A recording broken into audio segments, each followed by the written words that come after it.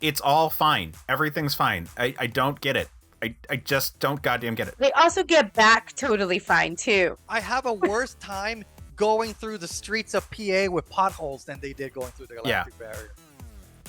They get through, and then they can go back very easily. Like, it's not a barrier. It's not a just barrier. A line. It's like it's an easy pass toll, and it's not even that because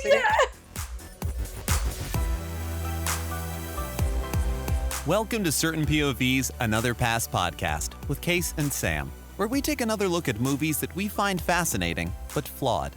Let's see how we could have fixed them.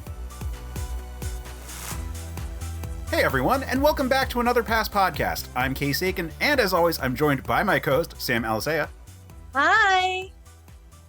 Now, Sam, we're journeying back into the future, which, considering that we just did a Star Trek movie last time, we're doing more Star Trek, guys. We're doing Star Trek. You know why? Because I love Star Trek.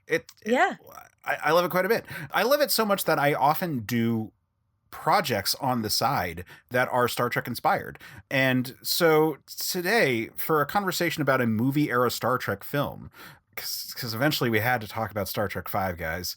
Today we're joined by one of my friends from filming Star Trek stuff. We've got William J. Hey everybody. Hi Sam. Hi Case. Good to see you guys. Welcome. We have known each other through Star Trek conventions, through Star Trek film shoot, through a Batman shoot, which we actually talked about on this show not too long ago, because you were the Batman in The Oath. That's a secret. You're not supposed to know that, I think. Yeah, so we've been talking Trek for goddamn close to a decade now at this point.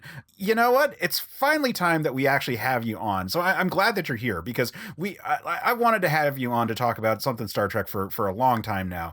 And it seemed like, yeah, you know what? This is the exact right moment. It's the 35th anniversary of this movie. Let's get you on, and let's counter the gaslighting that William Shatner was trying to do to the internet in relation to this film. Yeah, I mean, you put it, you said it perfectly. We've been talking about Star Trek for a long time, and I think, God, it might have been 5-6 years ago where you first started saying, we talk so much, maybe we should record some of it. And at the time, I think we were debating, do we do Star Trek 5? Do we do Star Trek 6? Since then, I know I've listened to the episodes where you've talked to some other people and you've talked about some of the other movies. It was eventually in one of the last film shoots we were doing, it was, do we talk about 5? Do we talk about 6? And I remember saying, 6 seems like the safer bet, but 5 that's where the good conversation is. So yeah, if anybody, to be clear, yeah, we were talking about 6 from the lens of it being a good movie for it being a 5th episode, but it had to deal with some issues behind the scenes. One of the issues was that the movie right before it was fucking terrible, and so faith in the franchise was shattered by Shatner. Shat nerd, if you will. Yes, I was Shatner. I love it. So that was so I don't want people to think it's like, wait, you want to do Star Trek 6 on this show as it is? And it's like, yeah, sure, we've done some movies that are like great movies, like we did Titanic once, which is like empirically just a great movie. So yeah, sometimes we'll try to polish a gem, but we didn't feel the need to do that for Star Trek 6. Star Trek 6 was more of a look behind the scenes for it. Meanwhile, talking about Star Trek 5, there's just a wealth of things to bring up in discussion of it, from the fact that it is written, directed, and starred Like James D. Kirk. James D. Kirk. Yeah. James D. Kirk himself. Considering the fact that it was written, directed, and starred William Shatner, you could just see how this is going to go in a weird direction. And I like Shatner overall. I think that he's generally speaking like a better guy than he's not. And you know what? Not to spoil it for anybody who's listening to this and may not know too much about it, but think about it in the context of the time. Leonard Nimoy directed Star Trek 3, and he was also like an unproven director. It was his first directorial debut, and it worked out really well. And then they gave him Star Trek 4, and it worked out even better. So think about it. I guess I can't imagine. I wasn't around back then. I didn't see the movie at the time. I've never been interested enough to go back and read maybe old news clippings, but I can only assume people I can imagine might have thought, oh, Nimoy worked out. Maybe Shatner will. Yeah, and Shatner at this point had directed episodes of T.J. Hooker, so it's not like he was coming in completely blind to the franchise. This is a franchise that is built on uplifting its actors into directorial positions. It's just this was not a particularly good example of that. Such a bad example of it that it has created all kinds of memes. Particularly, we do have to ask the question out loud, which is that Captain Kirk is climbing the mountain. Why is he climbing the mountain? Oh, I know this one. Anyone who watched the movie knows it's there. Because it's there. Yeah. Yeah, so Isn't that the reason people climb mountains in general? Like, it's there. To defend that, I'm coming into this discussion with the concept of I gave this movie another pass, wink wink, and I tried really, really hard to focus on, I don't want to focus on the negative. I'm going to look for positives, maybe things that can redeem this thing. And I'll just say, as a kid, if my mother came and asked me, why are you climbing that tree? You might fall off it and hurt yourself, bleed or something.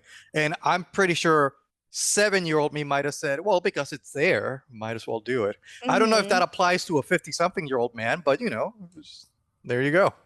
Yeah. I mean, it's a weird scene from the standpoint of like, it's a lot of scene. It's surprising that he has no, I mean, it's just there to like the fall portion of it is just there to be like a quick action beat in this whole thing. Because otherwise it's like, well, why is he doing it completely? What is it? Free solo climbing? Yeah. Is the term? Like, why is he doing it that way? That seems like needlessly dangerous for a person who, in theory, has a lot of responsibilities in his life. And even if there's the whole thing of like, I'm going to die alone, like it's still kind of a it's a silly beat. Since we've pretty much just gone deep into the discussion, like that first part of the movie with Yosemite is like a solid 15, 20 minutes? 30 minutes. 30 minutes. It's so long. It might be 27 minutes, but like I stopped it when we were finally off of Yosemite, and I had to tweet out loud, just like, it's a half hour into this movie. It is too long. There is a lot to break down in that scene. I'm right there with you. The climbing thing, I think, as someone who does enjoy Captain Kirk, he's my favorite captain. Not because of maybe his captain style, but more like his charisma.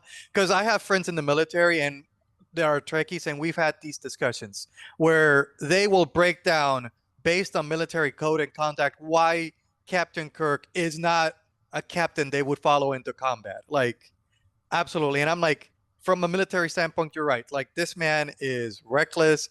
He's somewhat dangerous. I'd much rather follow Picard possibly into combat or something like that. But I don't know. I think that maybe this is Shatner's attempt to misguidedly try to make Kirk a man of action after, because if you think about the context of Star Trek's 1 through 4, has Captain Kirk really had a lot of like physicality to him? I don't think so. Well, he gets the fight at the end of 3. Yeah. But which was as much a response to 2, with him not being in the same scene with Khan. Yeah.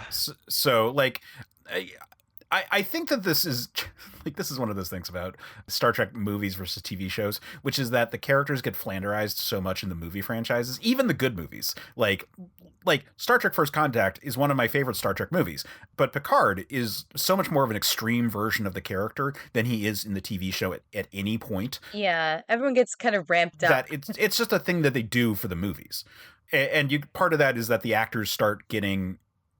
They start figuring out what they think is the most fun part about their character, or what they want to push back on from their character. And it's a movie, so it's a lot of shorthand for the sequences with them all. This is probably the movie that is the most to blame for the Kirkisms and the Kirk reputation as being like kind of this like hotshot kind of character in a way that like really the rest aren't quite that much, and the TV show certainly isn't. Yeah. He goes in hot and heavy, honestly, when they drop onto the planet to save the hostages. And I'm like, wow, this was a very, like, going back to the military point. I'm like, yeah, I don't know if that operation would work. And it would probably get the hostages killed. I have notes I will bring up about that scene later on. Not to jump ahead too much, but you know what, Yeah. Case, you're right. This movie not only is, I think, the most damaging to his character, but it's certainly the cementing point of the old adage, all the odd-numbered Star Trek movies are bad. Oh yeah, for sure. Because 1 and 3 are just like they each have their issues. Like 1 just needs to find an editor, and 3 is shot like a TV show. But like just aside from that, like they're perfectly fine entries in the franchise. I adore Star Trek 3. It's the first Star Trek thing I ever saw. And yeah, you're right. I think its weakness is that Leonard Nimoy is a great storyteller. He has a great story to tell, but he doesn't have the skills yet or the knowledge that he needs in order to visualize it properly. Like you referenced the fight that Kirk has with the Klingon at the end of that movie. If you go back and I don't remember if in the episode that you guys did on the movie you talked about it, that fight has zero music. Like there is just like the grunts and no background noise, and it is painful to watch. On top of the fact that the choreography is just atrocious. We talked about the choreography. Yeah. I don't remember if we talked about the music, but the absence of it. But yeah. I mean, and as evidenced by the fact that like the next one is way better. Like Leonard Nimoy finds his footing once he's got something under his belt. But it's difficult to toss a person into the sequel to such a successful movie as Star Trek 2 and expect them to pull off something as good or whatever. I mean, 3, the main fault of it is that it is coming in the wake of Star Trek 2. Arguably one of the big faults of this movie is that it's coming in the wake of Star Trek 4. So there is that. But the point is that 1 is just too long, but it's a good Star Trek story as a movie. And 3 is a little unpolished, but like is a perfectly fine Star Trek story. This is the one where it becomes like the the odds are bad rule. As you said, this is the one that cements that rule, and it's wild how strong that rule is for this franchise. Yeah, and you know what? I don't, as a general thing, I never cared for the rule because I have a soft spot for most of these movies. Yeah, 1 is the slow motion picture, but it's a brilliant story at its heart. It's just horribly paced. Star Trek 3, its biggest weakness, aside from a new director, is that it falls between 2 of the possibly, arguably, most brilliant movies in the franchise. Certainly in the original series. 2 and 4 are top notch. And then 5 falls between...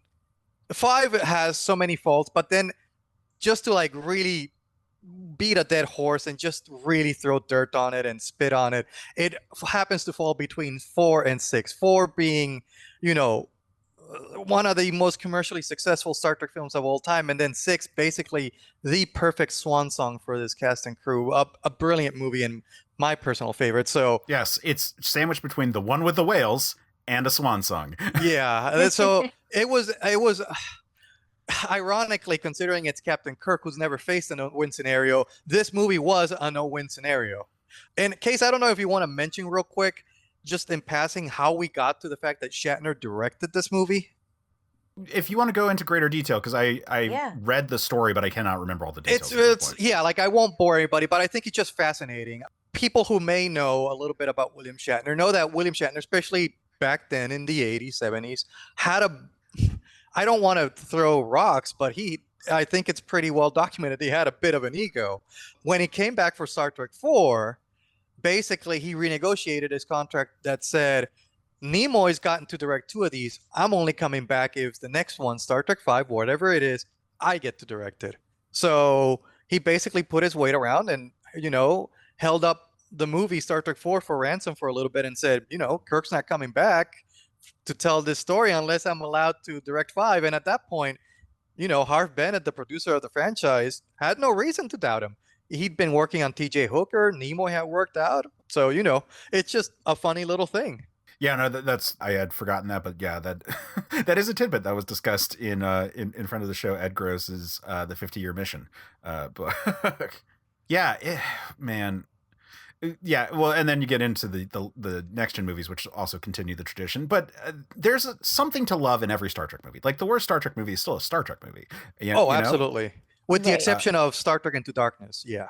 And even then, even then, the opening scene is perfectly fine Star Trek. It's just there are problems, and we talked about that for a long time on the show. we have gotten through. This might be it. Wait, we did the motion picture. We've done 3. We're now doing 5. We've done Generations. We have done, we've done Nemesis. And we've done Insurrection. We did Into Darkness. Yeah, we have done this is the last odd Star Trek movie for us to cover on the show. Yeah, but honestly, I think the Kelvin movies actually inverse the rule. I think the '09 movie is good for what it is, and I think Beyond is actually quite great.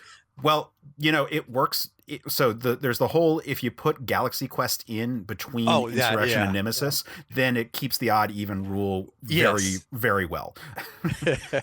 But yeah, no, anyway, I didn't mean to derail the conversation. If you want to get back to No, it's okay. 5, I mean, well, look, the thing is that this movie has stuff to like about it.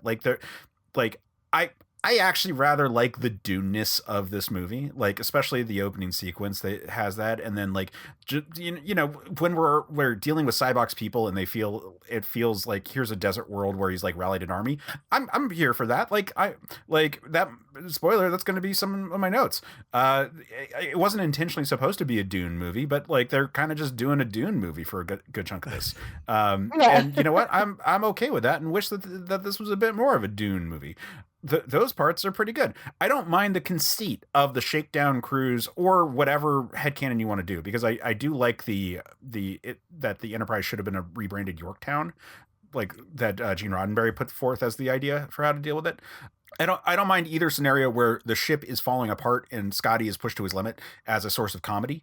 They go way too far and way too slapsticky, but like a little, as a concept, like I'm fine with having like bugs being a reason for some of the jokes. Yeah, I mean, I understand they're a story vehicle to get around the fact that, this movie has a smaller budget. You can't really have like crazy set pieces or big battles. So, the action is going to be much smaller scale. And, the Constitution class, the Enterprise, even though it's a very old ship, it was still built to be a top of the line ship. And it should be able to hold its own, and we've seen it hold its own against so much. It's kind of like what happens in Star Trek 3, where it's like it's all automated. That's why one single bird of prey can knock it out, right? Like, right. They even mention it in Generations, and I think they mention it in Star Trek 3, and it's mentioned a bunch of times. A bird of prey is by itself no match against state-of-the-art Federation cruiser. So the conceits are to a point. I think they jump the shark at some points. I think there's some things that this movie does just, to like get around its limitations. And I think sometimes Star Trek is really good when it has to like get creative around the limited budget. And like the original show was a master of that. And I think actually that's where this movie has some of its strengths. And unfortunately, a lot of its weaknesses come from the fact that this movie is basically a blown up version of a TOS episode. And take that for what you will. Is that positive or negative? I guess it depends. After Star Trek's 2, 3, and 4, which were like these 3-movie serial big budget like adventures, this is a much smaller scale thing, even though you're talking about big science fiction topics and metaphysical like philosophy. Like it tries to tackle philosophy, but I think it does in the same way like maybe a kindergarten teacher would tackle philosophy. Yeah, it made me think of 2 episodes of TOS, the Who Mourns Adonis episode where the crew actually meet Apollo. Yeah. And then I forget the name of the episode, but the one with Trelane, the Squire of Gothos. Okay, yes. See, so like this is why we have you here. But both of those are dealing with similar themes where it's like, well, what is it like to meet an omnipotent being and like have to tackle with them with, philosophically or mentally, not mentally, but intellectually, I guess. I think both are more refined takes on like what humanity can do against the divine. And the series loves it because Q is fucking great. Yeah. And I'll do you one better. Yeah. There's an episode of the animated series from the 70s that not many people know about this show or have seen it. There is an episode, which I never found any research that confirms this, but I have to believe that Shatner, when he was helping craft the story, remembered recording that episode because the premise of that episode, it's an episode called The Magics of Magus 2. The premise of that episode is that the Enterprise is sent to the center of the universe on a research mission to see what's in there because no one's ever done it before, so why not? And basically they find a planet where the rules of physics are a little skewed and magic seems to be real, and they meet basically a group of beings that seem to be celestial, and one of them is a character that Spock at the end goes like, Kirk, based on everything that we saw, that was Lucifer. That was the devil we just met. And Kirk is like, huh, okay. God damn, this episode or this movie is such a ripoff. That is your reaction is basically what I think is the accurate reaction when I tell you that. Right. I have seen every episode of the animated series, but it's been like a decade since the last time I looked at it. Yeah. Man, God, it's frustrating because the animated series is like infamously actually like quite good, despite the fact that it has like its own like production issues behind the scenes. Yes. And because that's like clearly what it was, because the original pitch for this wasn't just that like they meet a being that's like a god and it turns out to be more like a devil. They wanted to meet actual devil. This movie is just so blunt relative to what it should be. Like Star Trek actually loves this kind of a story. It just has none of the nuance of what those better entries would be like. I think there's nuance in the movie, but certainly not in its A plot. I think in the B plot, when we talk about Sybok and some of that stuff, I think there's some nuance there. But also, like, going back and trying to like steer the conversation to one of the positives that I want to highlight straight out of the bat from this movie, when it comes to like the Yosemite scenes, that first half hour. And I will point out, by the way, this is not a very long movie. I think this movie is under 2 hours of runtime. So we spend a third of the movie in Yosemite, which is insane to me, putting it in numbers. But what I wanted to mention, and I don't know how you guys feel about it, like the original Star Trek, now that we've had so many other Star Treks, and a lot of them are like ensemble pieces where the cast all have like their own episodes and it's like a bigger deal. The original Star Trek, for as much as we love Scotty and Uhura and Chekhov and Sulu and all of that stuff, the original Star Trek was about the big three. Yep. Kirk, Spock, and McCoy. And I think this movie, absolutely, with that understanding, and Shatner being obviously the bigger of the three, that was his mentality. Like those were the three people who were credited in the original show. When you saw like the ship flying by in the original intro credits of Star Trek, it was those three characters. And I think this movie actually does a great job in their dialogue and the scenes that those three shared together. Like, with one or two little exceptions, I think this is a really good Kirk, Spock, McCoy story. I don't know what you guys think about that, but that's how I feel about it. I actually agree with you. That is a thing about the Yosemite scenes that frustrates me because it's too long. But I do like the fact that we get the time. I actually like the row your boat stuff. Like, it's fantastic. Row. That stuff is great. I actually feel like if you could cut down a little bit on the on the mountain scene, even though I actually think that like Spock like standing behind him kind of distracting him is hilarious.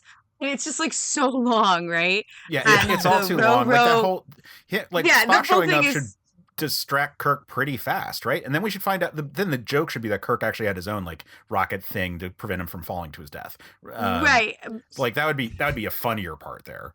But the best part of the whole Yosemite is the row your boat scene, because it's just so incredibly perfect. Yeah, it is like the dynamics, the dialogue. I agree with Sam completely. Like the dialogue between those three is fantastic. It's like Kirk is this Iowa boy, so he loves camping, and McCoy's this Southern boy, so it makes sense that he's like bourbon and beans, which, by the way, I've done that recipe. It's very explosive combination. He's right. I think it's just hilarious. Like, especially row your boat. Like, first of all, for some reason, Kirk calls it row your boat. Like a very Shatner thing. It's a Shatner thing. It's such a Shatner thing where he has like 4 extra rows to the song name. But anyway, it's like, then they start the steroid singing like row your boat, and then they turn to Spock. It's like, Spock, take it. And Spock's like, I'm trying to endeavor the meaning of the words. Is life a dream? And then like it's followed up perfectly where the scene where they're all like going to sleep and it's like, good night, Jim. Good night, Spock. Good night, Bones. And then Captain, Spock, life is not a dream. And then Shatner just ends the scene. It does go too long, but he goes like, Shatner just does this little side take where he just says, I just don't know. It's fucking hilarious. Yeah. It's hilarious. That stuff I like. Look, it's good to do a check-in on what's going on with Sulu and Chekhov, but like that scene isn't adding anything. Oh, no. It's just to give him something. And I'll tell you what, I don't know if you and Sam knew this, that Yosemite scene in the campfire was even longer Like if you read the novel of Star Oh my Trek Five, gosh. there's this whole extra subplot where, and I'll ask you guys, did you notice what Spock called the marshmallows in the movie? Marshmelons. Oh yeah, the whole thing Yeah. about Bones Yeah, fucking with yeah. Spock by like changing the data that Spock was going to look up in preparation for the camping trip. Yeah, I don't know if Sam and like your listeners will know this. Basically, Bones plays a practical joke on Spock. He reworks the computer knowing that Spock is so anal about everything that he will research camping instead of just going camping. So Spock, when he's doing research on camping, discovers that the Earth tradition of marshmallows, and McCoy goes in there and, as a joke, changes the database so that every single mention of the word marshmallow is changed to marshmelon. And thank God they cut it, because I'm like, it's so unnecessary. Well, assuming that was cut as opposed to an introduction for the novelization, but which I'm just not sure about. I don't know. They kind of hint at it though, right? Because at one point McCoy goes, "And what else did you learn?" So like there's a hint to it. Sam picked up on it. Sam picked up on it. That it's there. Like there's hints of it still there. Yeah. So it's still inspired there, but like, yeah, it's good that they did not include it because again, 30 minutes practically in this space, and it's like it's a little too. It's so long. Even though it's great stuff, and like if it was anywhere else, and then the movie itself, right? Because it's, this is the thing sometimes the Star Trek is that it's so admirable, like the subjects that Star Trek tries to tackle, but sometimes when you only have, a short amount of time, when you think about these larger esoteric kind of giant ideas, it's so hard to like make sure that it's clear. And in this movie, there's a lot of things going on, and it just feels a little slow. Like the pacing's really strange on this film. Yeah, well, and also like the Yosemite stuff doesn't really play into the later themes as far as I can tell. I mean, like maybe you could make an excuse for like, oh, face to face with God, there's something.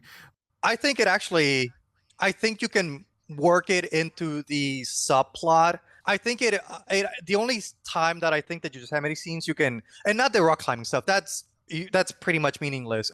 But it doesn't have to be. That's the thing. Like it doesn't have to. And be. this is like pitch territory stuff. But this is just saying, like, man, wouldn't it be great if the Yosemite stuff like played more into like the big themes about meeting God and like having your pain taken away from you and all that stuff. I will say this. I will defend it just a little bit. I do think it should be shorter, but I do think that there is once Sybok is on the ship, he does say something about the bond between the three of them being too strong. And so I do think that the scenes in the beginning do reinforce for you how strong their bonds are, because we've had a few movies in between now. They're more ensemble pieces. Like William said before, we're having this moment where we're recognizing in the big three, in Shatner's mind. I mean, yes, but also Shatner, this is Shatner's brain, right? And we know he's got an ego. And so it's kind of reminding people like, oh, this is a core group. I don't disagree with that part of it. Like it is good character stuff here, but it would also just be nice if it dealt with like the larger plots of this movie specifically, and not just was right. Because that's the kind of scene that you put in a TV show episode to just have the running theme about the characters be that they are, these linked characters that have this like deep relationship with each other, and that is a hurdle that the villain's plot has to overcome against them, which is all fine. But I'm saying that specifically, like climbing the mountain itself, you could make a whole point about how it's an effort to like, go the final frontier, whatever the fuck you want to call it. Like they don't introduce into the actual text of it what the themes are. And like the whole meme of Shatner like sitting there talking about the passions, like to love the mountain that he says about it all. Like that is part of this idea of the final frontier, but it's not expressed in any sort of language that we the audience are meant to really pick up on. Like I think it's too deep in Shatner's own head canon about like how this all plays out and what these things mean, and it's not enough is not provided for us to actually glom onto and really develop it. I agree with you 100%. Like, yeah, and not to like, this movie has a very troubled history. It's not just the fact that it had a new director. Like anybody who read in passing articles about the making of Star Trek V, like I think Oh yeah, Star like Trek ILM was not available for this. There was a ILM was Teamster not strike available. in the middle of Yeah. it all. Like they had to rewrite a bunch of stuff because Shatner would veto some stuff, and then I think Nimoy had some creative control, and there was just a lot. Like they didn't get then there were casting issues. They wanted Sean Connery as Sybok. Just a crazy amount of stuff that they didn't get. They had fallen behind. I think honestly, this movie, if the script had had another pass, wink, wink, there would have been so much that you could have done. Like for example, like just talking with you and just listening to you, it never occurred to me until just now.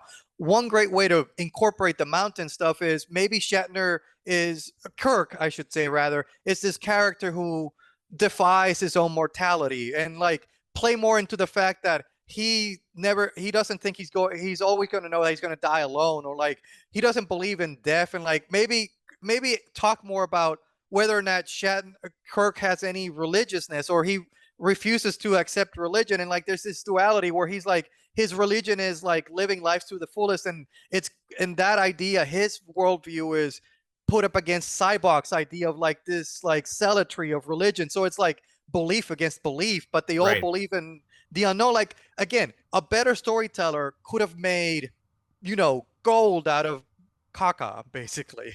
Yeah, well, and especially because like the original idea for Sybok is inspired by like the televangelists of the time, and that idea exists enough in the character of Sybok, I feel. But like to have his take on faith, which is supposed to be this sort of parasitic version of religion, like using a theocracy as a tool to bludgeon people with, and to control them with, like I up against this more refined, like enlightened take of spirituality that would be acceptable in the Roddenberry future, where everything is maybe not explicitly atheist, but like that tends to lean towards that, where people can be spiritual about like the nature of like pushing the human body to see a thing that humans are not meant to see. It could be the argument of climbing the mountain, like seeing the divine in the beauty of the natural world and like what we are capable of. You could make an argument that that's a spiritual stance that is opposed to Sybok's, but they don't, like I said, they don't really like develop it in the text of the movie. And like, I think that there are ideas like that going into it, because Shatner does have that whole that whole video of him trying to explain like what the meaning behind the mountain climb is. Shatner's like this deep thinker, right? If you ever heard him talk about somewhat recently his big trip to outer space, which was not technically outer space, but he has like this whole speech, and nowadays when you go listen to his speeches, he talks about like the worldview and what he saw and what he experienced, like watching the planet from down below. Like he's a very deep thinker, but I think sometimes he is not great at like translating those high level thoughts and like switching the conversation, if you don't mind, to Sybok. I think that's a perfect example in this movie of like another high concept that sounds in theory and on paper like a really good idea, but in execution not great. Like just like skipping a little bit ahead to the movie, like all the different ways in his powers are so ill-defined that I think it's a detriment to the movie, because I find it distracting. I'm like, what are the rules here? Like how do these powers work? Yeah. Well, I have some thoughts about his powers, because like I agree, it's weird. Like just for example, like it's funny. Like let's talk about like the start of the movie. He walks up, like you said, a very Dune entrance where he just is riding a horse and meets this farmer, and like the way the scene is shot is actually kind of bland, but on paper it's actually very powerful. He's digging into this man's soul, this being's soul, and the being is acting his heart out, being like, oh, you have taken away my pain and all that. But it's a very static 1-2 shooting style. Like it's just Sybok looks at him, he looks back at him, like they're having a moment, and then it's like, what have you done? It's like my weight has been released. And for an opening scene, even though in multiple viewings, which I have unfortunately done of this movie recently, it's a very dull scene, but I think it actually, to give it the benefit of the doubt, it work like a hook? You're like, it does. I like the scene. I mean, this is the scene that made me come to that like Dune perspective because I made the comparison, Mm-hmm. pretty early in the movie, and like I think that's like it's good, but yeah, a lot of this could have been conveyed way more interestingly with camera work. In fact, in the original series, it would have been because there would have been a Dutch angle at some point in there. Yeah, like I said, Yeah. like the original series was really good at doing the best they could with minimal work. And sometimes I think if you give someone so much more resources, they get lost in it and don't know what to do. Like, not to switch gears real quick, like Godzilla -1. What was that? $15 million? And look what they did, as opposed to that movie cost less than an episode of The Acolyte, I believe. Yeah, and like this is infamously a bloated budget of a Star Trek movie, and was not. It was mismanaged. It was. Yeah. It was on Shatner as a director to make sure that he had people around him to help him fill out his knowledge gap. Like he needed a great production assistant, a great producer or two. Like he needed these people. And Harv Bennett is a great producer, but Harv Bennett was, getting tired, and it'd been like a battle. And again, so much went wrong with this movie. Yeah. It's not all Shatner's fault. No, but I want to circle back for a second though, to the rules of the power, because I want to know if either of you have an idea about something, and I don't want to get too far away from it before we. So when he does say that their bond is too strong for his power, I was like, how does that interrupt his powers? Because we don't know how it works, so I didn't understand why he wasn't able to convince them because their minds are too strong together, like they're Jedi. Yeah, I do you mean, guys understand that? I don't really have an answer for you because, again, that to me is part of the problem with the inconsistency of how Sybok's powers are presented. Like, it seems at first that he's a Vulcan, so Vulcans, in case anybody's wondering, and I'm not ignorant to this, I know Vulcans have like latent psychic abilities, like low-level psychic abilities. Normally, they need to touch people. Sybok never touches anybody, but he could be getting. He a just boost kind of of some stares kind, at but- people's and eyes. Spock himself says that Sybok was a prodigy among Vulcans. So, all of that, not a problem. I'm willing to, like, all of that up to that point, I'm willing to accept it. Sybok creates an army of people. Okay, he probably recruited all of them in the same way he did that. Again, up to that point, I'm all well and good. When it starts getting weird to me is like later on in the movie, after the failed rescue attempt or so, he attacks. Attack is the wrong word. He influences. He uses his power on Uhura and Sulu, right? And they don't seem to put up too much of a fight. It seems to work just fine. We never see it. We don't know what their pain is. Spoiler alert. The way this power works is that apparently he digs your innermost pain and forces you to confront it and then helps you release it. And therefore, I guess you become indebted and grateful to him, which, that execution is weird because I don't think people, when they go to the psychologist and help get through a deep traumatic experience, they don't suddenly become that doctor slave, Right. Yeah. But yeah. So basically, and it's weird, and it keeps getting weirder from that movie because by the time Kirk and company escape the bridge, pretty much everybody on the ship seems to be either influenced by Sybok, okay with it, or whatever, except for Kirk, Spock, and McCoy and Scotty. Now he tries to convince Kirk, Spock, and McCoy at some point, but. So here's my question. Again, not wanting to skip too far into the end, but since we're talking about Sybok, the way I interpret it and the powers is that the way they've been presented in the movie, it seems that he digs into your soul individually. So that means that, and we know, based on, what we'll talk about, I'm sure at some point, the whole trope of like the Enterprise is the only one that can, and there's a skeleton crew because the ship is not at full capacity and whatever. So it's a minimal crew. It's not the 400 people in there, obviously. Right. But yeah. at minimum, there's got to be like what, 70, maybe 80, at minimum 60 people. So the way the powers are presented is, does Sybok go to each and every one of those 60 people?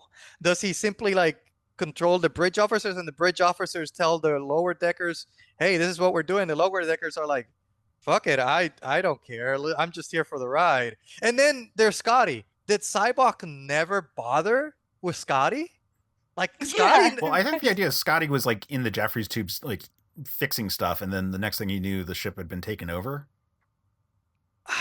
No, because remember the way the sequence of events is the Kirk when they're in the shuttlecraft, they're going up to the ship. The bird of prey is coming. They're like, no, we can't go back. We got to do Plan B for barricade. Chekhov and Scotty are both on the bridge. Now, if Scotty is so much more tactically minded than Chekhov, a former security officer, that he goes and hides in the Jeffries tubes, okay. If Scotty after this, because remember, yeah, like it's all of that's happening. Chekhov is in command of the ship, even though Scotty's technically a captain, but blah, blah, blah, blah, blah.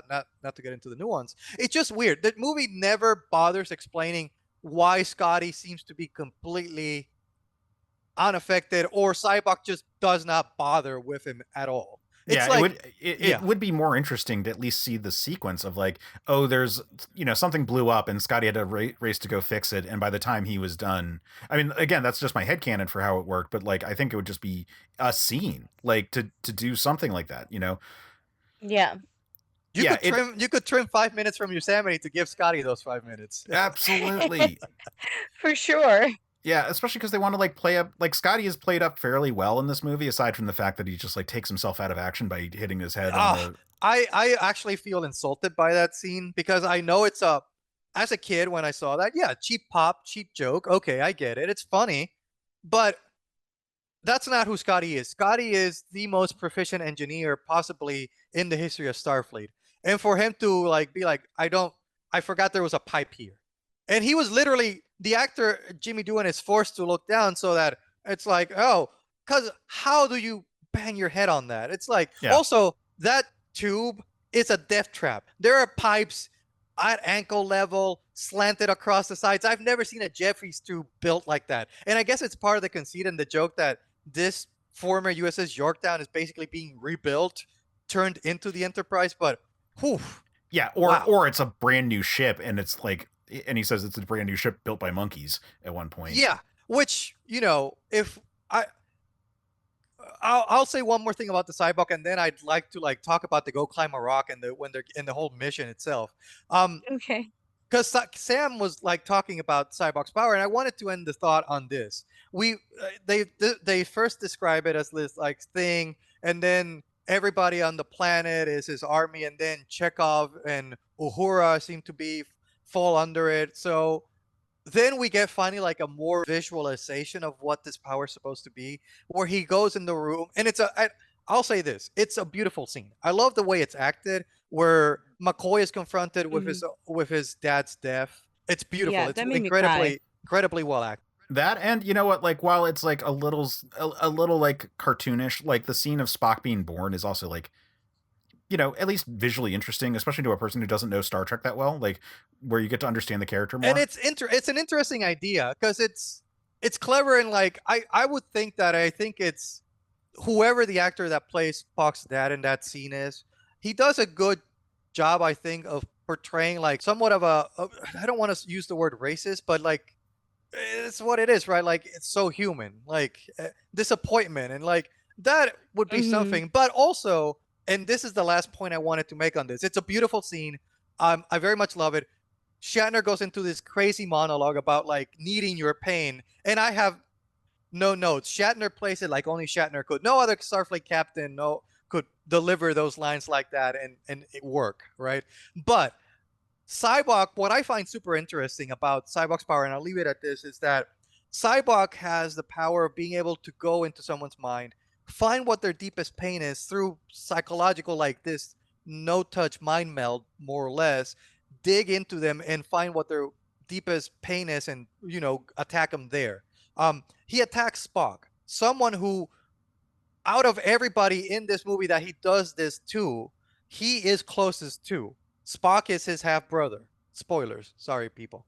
And he shows Spock this, what is supposed to be his biggest pain. It's this uncertainty of being half human, right? And there's a whole history of the character and this and that. But we know, anybody who knows the movie knows that by Star Trek 1, he's kind of gotten over that. That's no longer the character's thing. Also, if Sybok can meld with someone and like knows because he doesn't know Chekhov. He's never met Chekhov. He's never met Uhura. He's never met McCoy. So he needs to like go into their mind to find out this power, to know what their pain is. So how can he not know that Spock has overcome this? Like Spock himself tells him, I'm not the boy you knew anymore, Sybok. Like this is the wrong avenue of attack for me. So it's wild to me that how inconsistent the writing is, that if Sybok's ability is he goes into your mind, he finds your pain, and he uses it, how can he not know what Spock's pain is? I mean, the Vulcan's advocate here is that Spock probably still has that pain. He has just come to terms with it, and it now is a source of strength for him as opposed to a source of weakness. The thing that Kirk is talking about, is how I would justify that whole thing, because it's the people who are untempered who the release of that pain are so overwhelming that they fall under his thrall. And I think that the people who are better equipped at having faced the pain of their life and worked through it as opposed to suppressing it are the ones that are able to resist Sybok. It's just interesting to me that what it takes to resist Sybok is being a well-adjusted individual. Like, well, yeah, I mean, again, this is the stuff that could have been strengthened in the text of the movie. One thing I want to point out about Sybok that I find fascinating when trying to talk about this movie and him as a threat. So who the fuck cares about an emotional Vulcan? And what I mean by that isn't just like we, the audience, in terms of like setting it all up. In the world of Star Trek, where Romulans are well known to be a cousin species.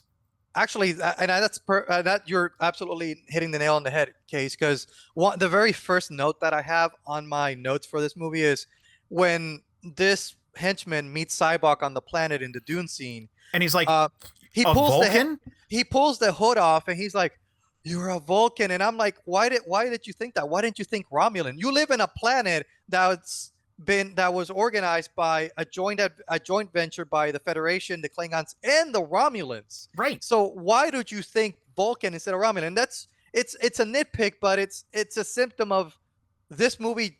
It skips a lot of beats, and the movie works at a higher level, ignoring all the little bits and pieces that you need to put together, all the nuts and bolts that you need to actually sometimes parse out in order to make a comprehensive working story. Right. Like, it actually should be interesting to have an emotional Vulcan, but the reason it's interesting isn't on the face of it. The reason it's interesting, it should be an explanation that, like, well, Sybok, having foregone the logic of his people and being this prodigy amongst his people, is able to harness the psionic abilities that Vulcans have that Romulans do not have to the same degree, or at least that we've not seen. And previously it's through their discipline that they're able to achieve like this level of psychic power, but he's able to like push through it and is able to be emotional while doing so. This helps explain why he would be such a powerful psychic. I mean, you know, you're right. Most of the psionic stuff that we see in Star Trek is physical contact based, but like,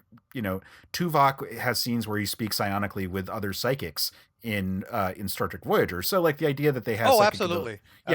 So that the idea, again, like you say, a prodigy being sufficiently powerful here would not by itself be the issue. And if you allow for the scenario that like whatever being has connected with him from the center of the galaxy could be boosting his power even further. And so I have this like mental image of Sybok having this like cloud of psionic influence just emanating off of him, just like warping all these people around him and being this like psychic zealot.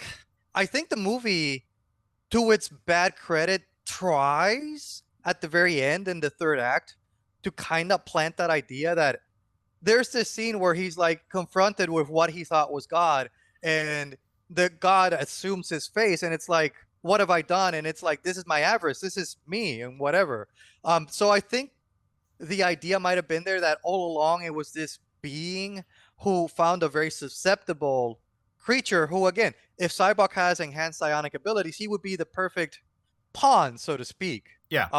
I think I think this movie has building blocks to really be a strong story if this is the kind of story of theology that it wants to tell, but it's just was, again, pun intended, missing another pass. Yes, exactly. That is one of the things that's interesting about these about the Star Trek odd movies, which is that there's always a nugget that is really interesting about them to be a good movie, and they miss the mark. And if they hadn't missed the mark, they would have been one of the even ones. Like I mean, like not in the sense of like the numbering order, but just in the sense of like, no, like a Star Trek movie that hits it really good. And yeah, we're kind of grading on a curve for some of the elements of it, but that's because the overall package of all these Star Trek movies like is part of the Star Trek franchise, which is a thing that we love for a reason. Like the franchise itself is worth loving. Yeah, absolutely. If this had been a stronger movie, like if this had been as good as, you know, Who Mourns Adonis, which isn't even that great of an episode of TOS, like. But if you grade it on a curve against this movie, yes, yeah, well, yeah, and that's why I cited it as a better example of the same basic plot structure. Yeah, it like this movie could have been a really interesting one, and it has interesting things in it. We all right, so we talked about Yosemite stuff that we liked. We talked about some of the comedic stuff of the ship like failing is worthwhile. There's some cool stuff going on with Sybok, and the theme of like a god character at the end is like fairly interesting. Right. The Klingons look okay. Like the Klingons are. I don't think we should spend too much time on them personally. And I say that as someone. Some people online may know me. The last project that Case and I worked on Star Trek fan films, I play a Klingon. So I have spent a lot of time learning about them, studying them, the mannerisms. The thing I can say the most about Captain Claw and his first officer, Spice Williams, because I don't know her Klingon name, nor do I want to learn it or care enough to learn it, is that he is sleeveless.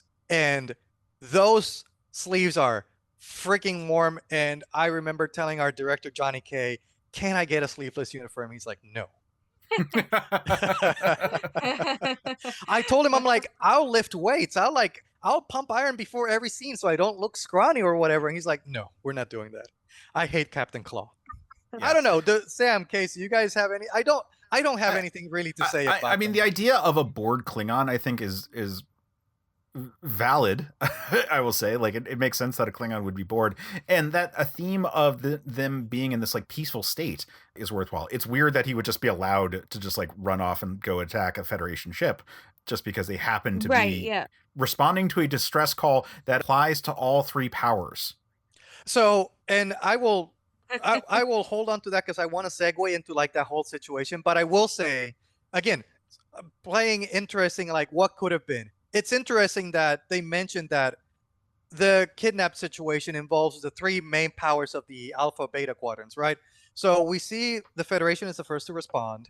Klingons are doing something like, at least they have a presence in the movie with this one rogue captain.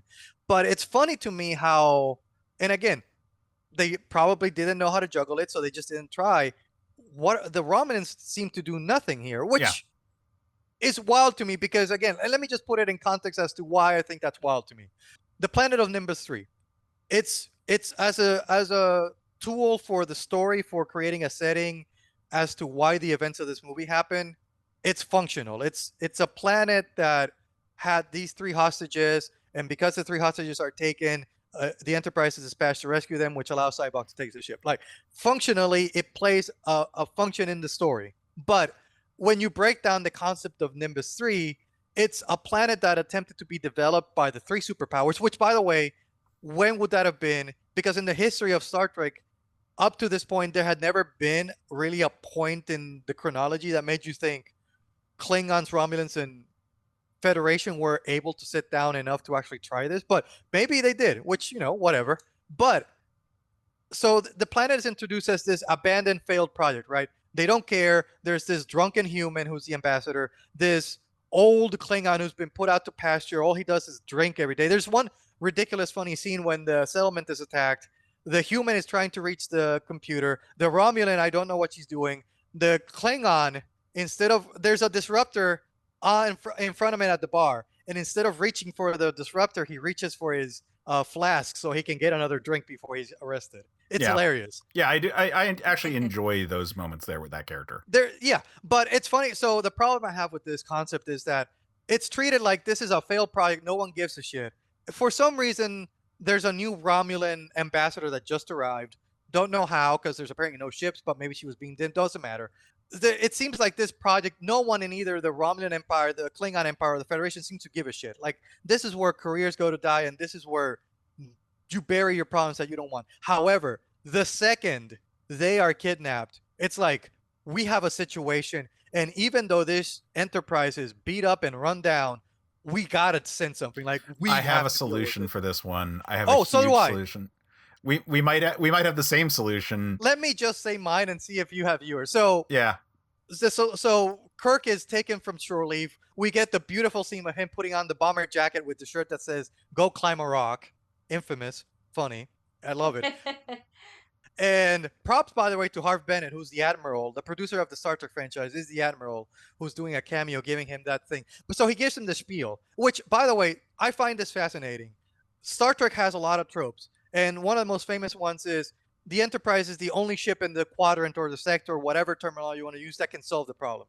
In this movie, they try to circumvent that by saying, Kirk is like, you can't send us. Look at the state of the ship. And he's like, isn't there another ship? And the Admiral's like, yeah, there are other ships, but no commander's as experienced as you. I need Jim Kirk. So I'm like, well, fuck. Grab Jim Kirk, maybe Spock, and somebody else that you need, his core team, and slap him on another ship that you already admitted is there.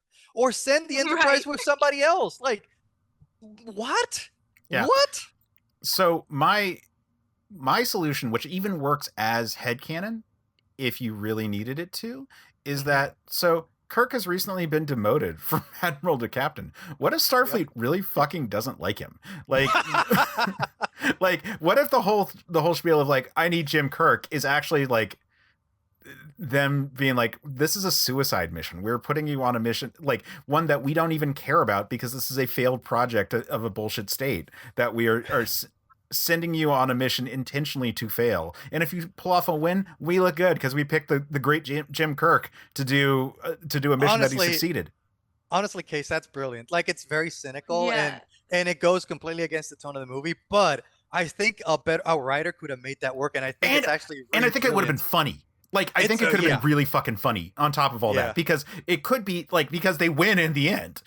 Like, because I think that's a much better way of circumventing the trope, right? Because they're trying to go against the trope and be like acknowledging it's like, yeah, we know this is a trope, but just acknowledging it doesn't mean you're still doing it. You're acknowledging, but that doesn't mean you're getting past it. Now, what you just suggested, though, that is a brilliant, at least I think from a storytelling point of view, it's a brilliant and quite funny way of circumventing successfully the trope. It's not that you're the only ship in the quadrant, or it's that we need you. It's that we don't want you, and if you're lost in action, you get to go out a martyr. We get to put your name up on a wall, and we don't have to deal with the great Jim Kirk anymore. That's honestly kind of funny. Yeah. Like that is honestly a big note for like what I had for my pitch, until I had another thing that I got very excited about, which we'll get into when we get into full pitch territory. Right. But yeah, like that even just works, like I said, as headcanon, like where it's like, not one with that as a commander experienced as you. I need Jim Kirk. Like, if you read that as him being smug and whatnot, like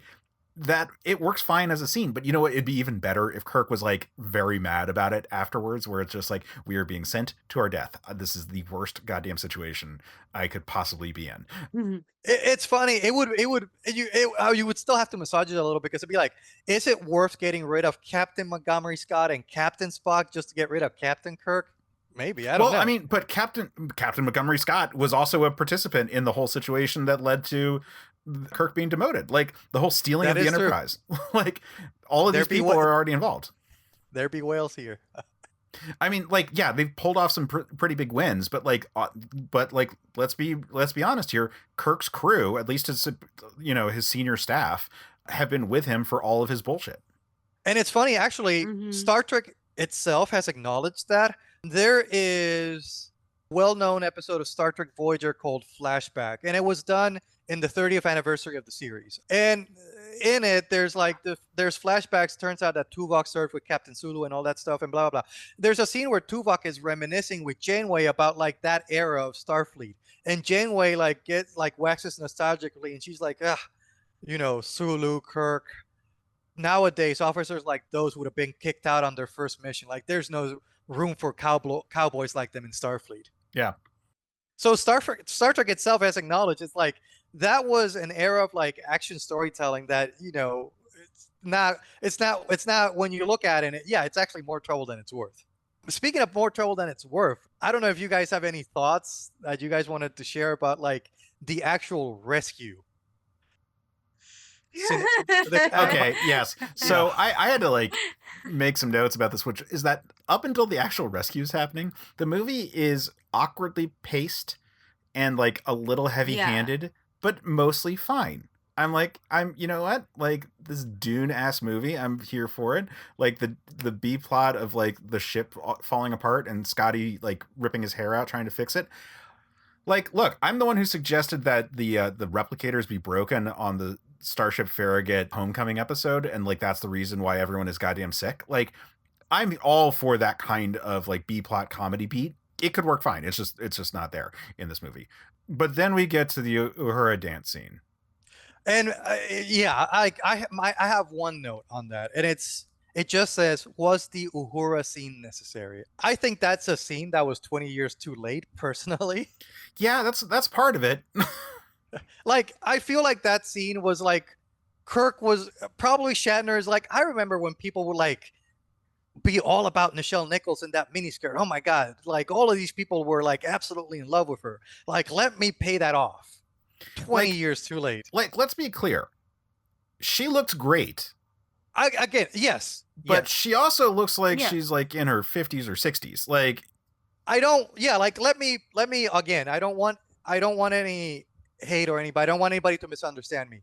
Nichelle Nichols is a beautiful woman, was a beautiful woman. May she rest in peace. Not only outside, but her beautiful soul, beautiful person, beautiful woman. Got to meet her on her last year of life at Shore Leave in Maryland. Couldn't speak much, but she had a beautiful smile. Her eyes were still alert. Like, again, I cannot speak enough praise about who Nichelle Nichols was as a person. And we could do a whole episode on her work with NASA and all that. Having said all of that, it just wasn't the place or the time for that scene. Yeah. It's just an awkward scene. It doesn't make any sense. Like, it actually makes less sense because the planet is kind of this failed peace planet, as opposed to like a literal prison planet, which is what it should be. Like, I'm sure that could be part of the pitch later on. Yeah. Like, just breaking down the whole sequence up to that point. It's like, okay, so we're gonna go down there. We got to go down there for some reason. I can't remember the usual whatever can't beam there. We don't know where the prisoners are. There, I'm sure there was some techno babble. I didn't pay enough attention. It's easy to come up with a solution for why you can't, like, we can't lock onto them. Like, there's nothing that we can scan. Yada yada yada. There's some stuff when it's like it's getting going. I actually get excited. Like, as you know, the Case knows me because I'm a big cosplayer and costumer, right? That was my entryway into the world of Star Trek and fan films. I was a guy who came with his own Klingon uniform, his own Star Trek uniforms. So I'm a big uniform nut.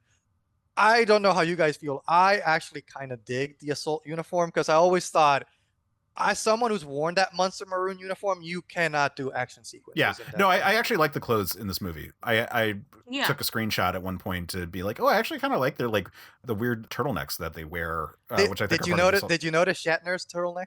What spot or what part about it? So, unlike every other turtleneck in on those assault uniforms, his seems to have like digs deep into his neck, right where his Adam apple is, and it always like it looks at first like it's always tucked into his collar for some reason. Oh yeah, I'm looking at the picture I took. And I'm like, why don't you untuck it? And it turns out Shatner asked for 2 of the pillows in the quilting to be taken out to leave that there because he thought the full collar gave him a fat neck. That is very Shatner. Yeah, it's but like so like, sorry for that like little segue. Sorry, I'm a costume guy. I could talk about costumes all day, but again, like the uniforms, actually I like the assault ideas, and along with those comes my favorite phaser of Star Trek. I think that big beefy assault phaser. Like, I love that. Yeah, It's a big, beefy boy. Yeah, when they get captured, I have a note, and I forget what he actually says, but my note is, "Damn it, Jim, the line is life is but a dream," or life is like a dream. And he says something different, but close enough. And it's like, that should be a callback to row your boat. Like, Something like that. Right. Yeah. Oh, no, yeah. It's like, yeah, there's like little things like, okay, so they go down there, they land several clicks away because you don't want to see the shuttlecraft. Tactically sound. I no notes there. That's fine. That makes sense. So they're like, they have, I think, only an hour before the Klingons get there and the situation escalates or whatever. So they have a time frame which, a solid story tool to make possibly actually the only action sequence in the whole movie, have higher stakes. All of that's good because, if there were no Klingons, they could take a whole day, though. They're not going anywhere. They could do whatever they wanted. So again, all of that stuff is working for me. They need the horses and they need to distract them so that they can get the horses and get to the city in a faster pace. So Uhura does the fan dance, the infamous fan dance, to distract them. And I think the guy, when he realizes that they've been tricked, I think he actually says, "Oh shit," or something. I can't remember. Which is like, weird. There's a moment, I don't know if you caught it, Case and Sam. There's this weird insert when they're riding up to the city right before they get there, and Shatner's like, "Close the gates behind us," or whatever. There's this weird scene that's probably shot from the Dune where all of them riding, and there's some ADR where Kirk is screaming to Spock, "Spock, be one with the horse." And I'm like, why? Why is that there? It's so weird. Like the pacing. Yeah, no, I remember that actually. It's like a weird spot when they're like trying to like get off the horse or whatever. And then it's weird. So Kirk's plan is they go into the city. He screams, "Shut the gates! There's someone right behind us." And I'm thinking, you can't back that up, Kirk. Like you have maybe 20 seconds before someone realizes there's no one there. So what was your plan? But anyway, they ride into the city on blue horses. I don't know if you noticed, the horses are painted blue to make them look alien. Kirk, I keep calling him Shatner. Kirk looks to Spock and something like, "What are we doing?" And Spock this is brilliant. Again, the actual writing of these characters, Kirk, Spock, and McCoy, is so spot on. Because Spock, in the most literal sense of the word, because Shatner's moving around on horseback, Spock looks at him as he's holding his tricorder and he says, "Hold your horse, Captain." That's so good.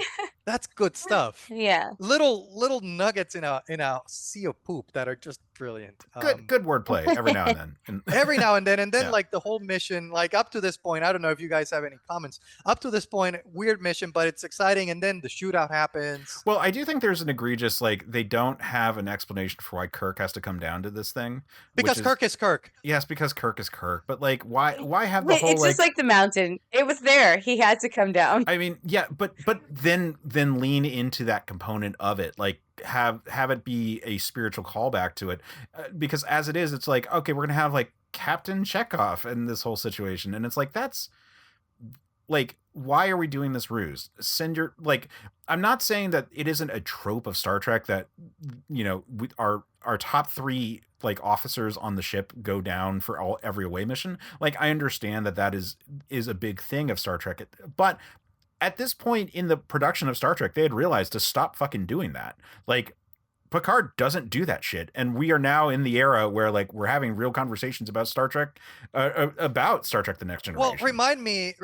I think Star Trek V is 1986, right? Something 89. Like that. 89. So yeah, we're 3 years into TNG. Yeah. I think honestly, I think they know enough to keep to their lanes. Like, TNG and Picard is a completely different captain from Kirk, right? I'm not saying that I'm not saying that Kirk can't go down on this mission. I'm saying that they need to give us a reason for why Kirk came down on this mission.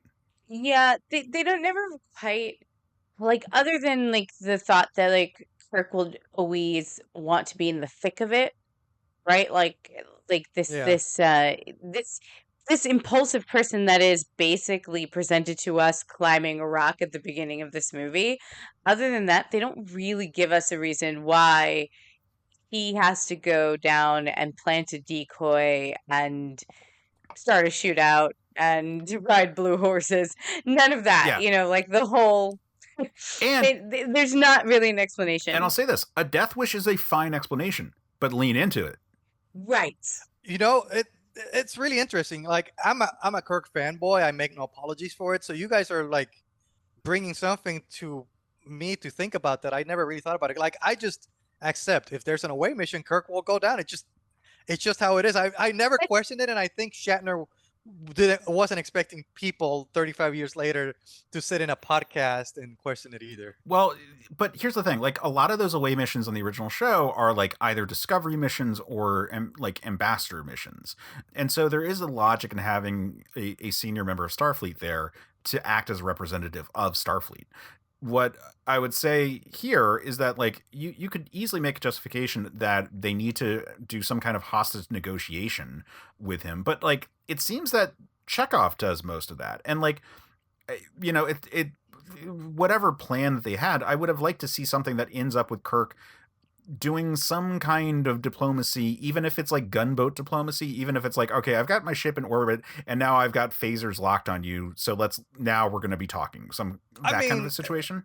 I mean, he does, I guess, get forced into that later in the movie, but I see what you mean. And honestly, like in talking about it, you and Sam are making great points. The only thing I could come up with is, again, a better story writer with more time could have come up with a great reason. Either your reasoning of like Kirk is someone who's kind of like a daredevil who doesn't believe in his own mortality, which kind of, I'm not saying doesn't believe, but is ready to face it. Like at this point in the movie, like I think it would be. I think that's honestly, I think that would be maybe an evolution of what was started in Star Trek 2. I think that actually, if you followed that through line, it would honestly probably be great. I also believe that Shatner wasn't invested in the lore or the nuances of Star Trek as a whole. Just like the idea of like the Enterprise having 76 decks or whatever, like that tells me that Shatner didn't care about some of that stuff. Like another great example is, again, if you put more focus into it, why is McCoy there? Well, you need a medic. Isn't there another medic that could have come? Younger guy, maybe. Chekhov has played the role of chief of security. Possibly a much better person to put on the ground than Kirk. Like that's the thing. It's not that like I can't buy that Kirk is the best man for this mission, but I would like to have the mission, at least the plan that we see, sort of like support that, or at least like have them outline the plan that would have supported that. Because as it is, like they land, they use the fan dance to distract the people. They ambush these guys, they steal their horses and their clothes, they ride in, and then it sort of like falls apart from there. And meanwhile, Chekhov is the one that is being forced to do the actual diplomacy. And I don't know. I mean, like, sure, you might have faith in Chekhov to do it, but like that seems like that's the more important part of this mission at this point, like running shit as a whole. And again, you could set up Kirk as being the more important part, but they just don't they don't tell me why Kirk has to be the one on the ground. And it's just a weird scene. And if it is just that Kirk wants to be the one on the ground, also fine, but just tell me that is the reason. Yeah, and I mean, there could be other reasons. Like, again, the ship is understaffed, and maybe given the people that they had, Sulu has to fly the shuttle. They need Uhura to fan dance. Spock didn't honestly, if there's anybody who didn't need to be there, I guess Spock was there to be able to talk to Sybok, as they established earlier in the movie. They've not said that they're brothers, but they have established that Spock knows who Sybok is. We need to stop and talk about this one, because Jesus Christ, why doesn't he reveal that it's his brother way earlier? Like that is such an immature take on their relationship. And like maybe Sybok has the pain of the Sybok relationship, and that's why he's suppressing it, and then you can deal with the whole like the pain thing and him having some emotions and yada yada yada. Honestly, you're right. If you were to like try to break it down, it could feed into the fact that Spock's hidden pain is that his embarrassment for like his early years and everything that has to do with his early life he tries to suppress. He doesn't want to think about his early life. Sybok being part of that early life makes sense if he's like, I'm not going to address this if I don't have to. And as much as I love McCoy and Jim, like, if you don't ask, I won't tell, something like that. Like, yeah, that would make sense. And I guess as a fan, you can fill that hole in, but the movie certainly doesn't try. The movie as it is, it's like, well, why the fuck did you tell that? That was literally your duty as an officer to tell them that you had that personal connection. Also, with time, that has been made substantially worse by the fact that Spock has done that twice because he's technically never told anybody about his half sister either, Right. or Yeah. adopted sister. So in hindsight, that's even more egregious and even more dumb. It's like, come on, Spock, come on. Yeah, it's such a weird detail, and the fact that he doesn't drop it, and then that's the reason why he's not able to pull the trigger, which that seems like kind of clunky, but like is not, but not in. I understand the scene happening. I think that the scene happens in a way that isn't very effective and is kind of acted like very handedly. But like the fact that like Spock won't shoot Sybok is because that they're both sons of Sarek. Like again, that is super important information for Spock to share, and Spock would know that, and that's not in character for Spock to do something like that. Like I said, it's an immature choice, and that is not the character we're dealing with anymore. It would be the character we were dealing with if he had lingering effects of being resurrected in a younger body or something like that, but he's not. He's still Leonard Nimoy. Yeah, and it's weird actually.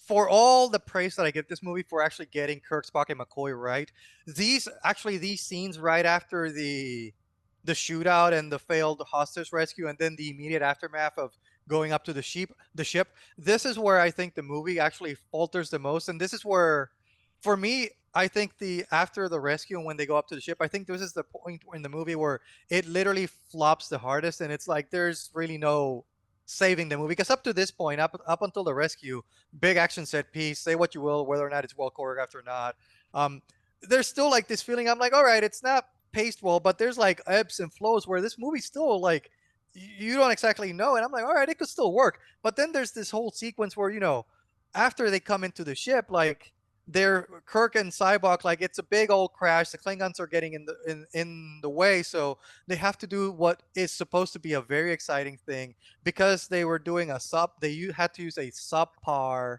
studio to do these effects, and they look kind of shitty. There's no denying it. This big action sequence looks like toys against a black cloth. They don't look good.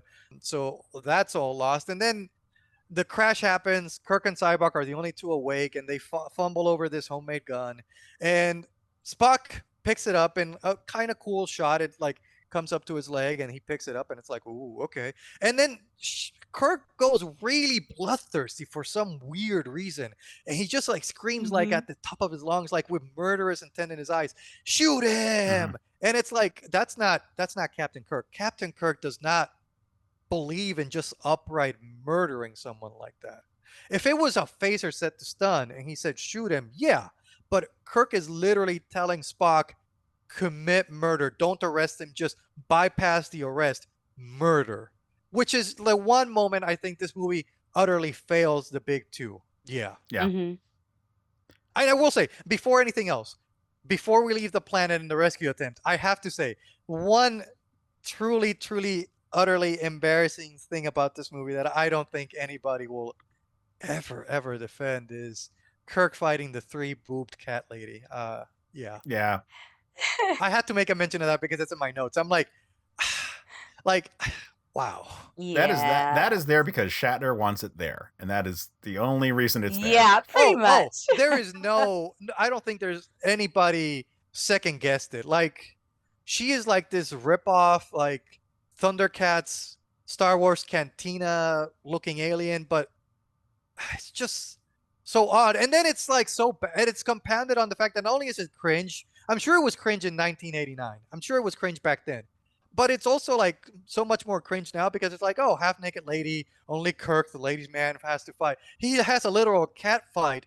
And not only is it like a horrible cat fight where he picks her up and the lady must be on wires because Shatner does a horrible job. It's awkward. It doesn't look real at all. And then he just throws her into like this aquatic pool table and then she just dies? Is that what happens? How did you guys read that? Oh, the water thing?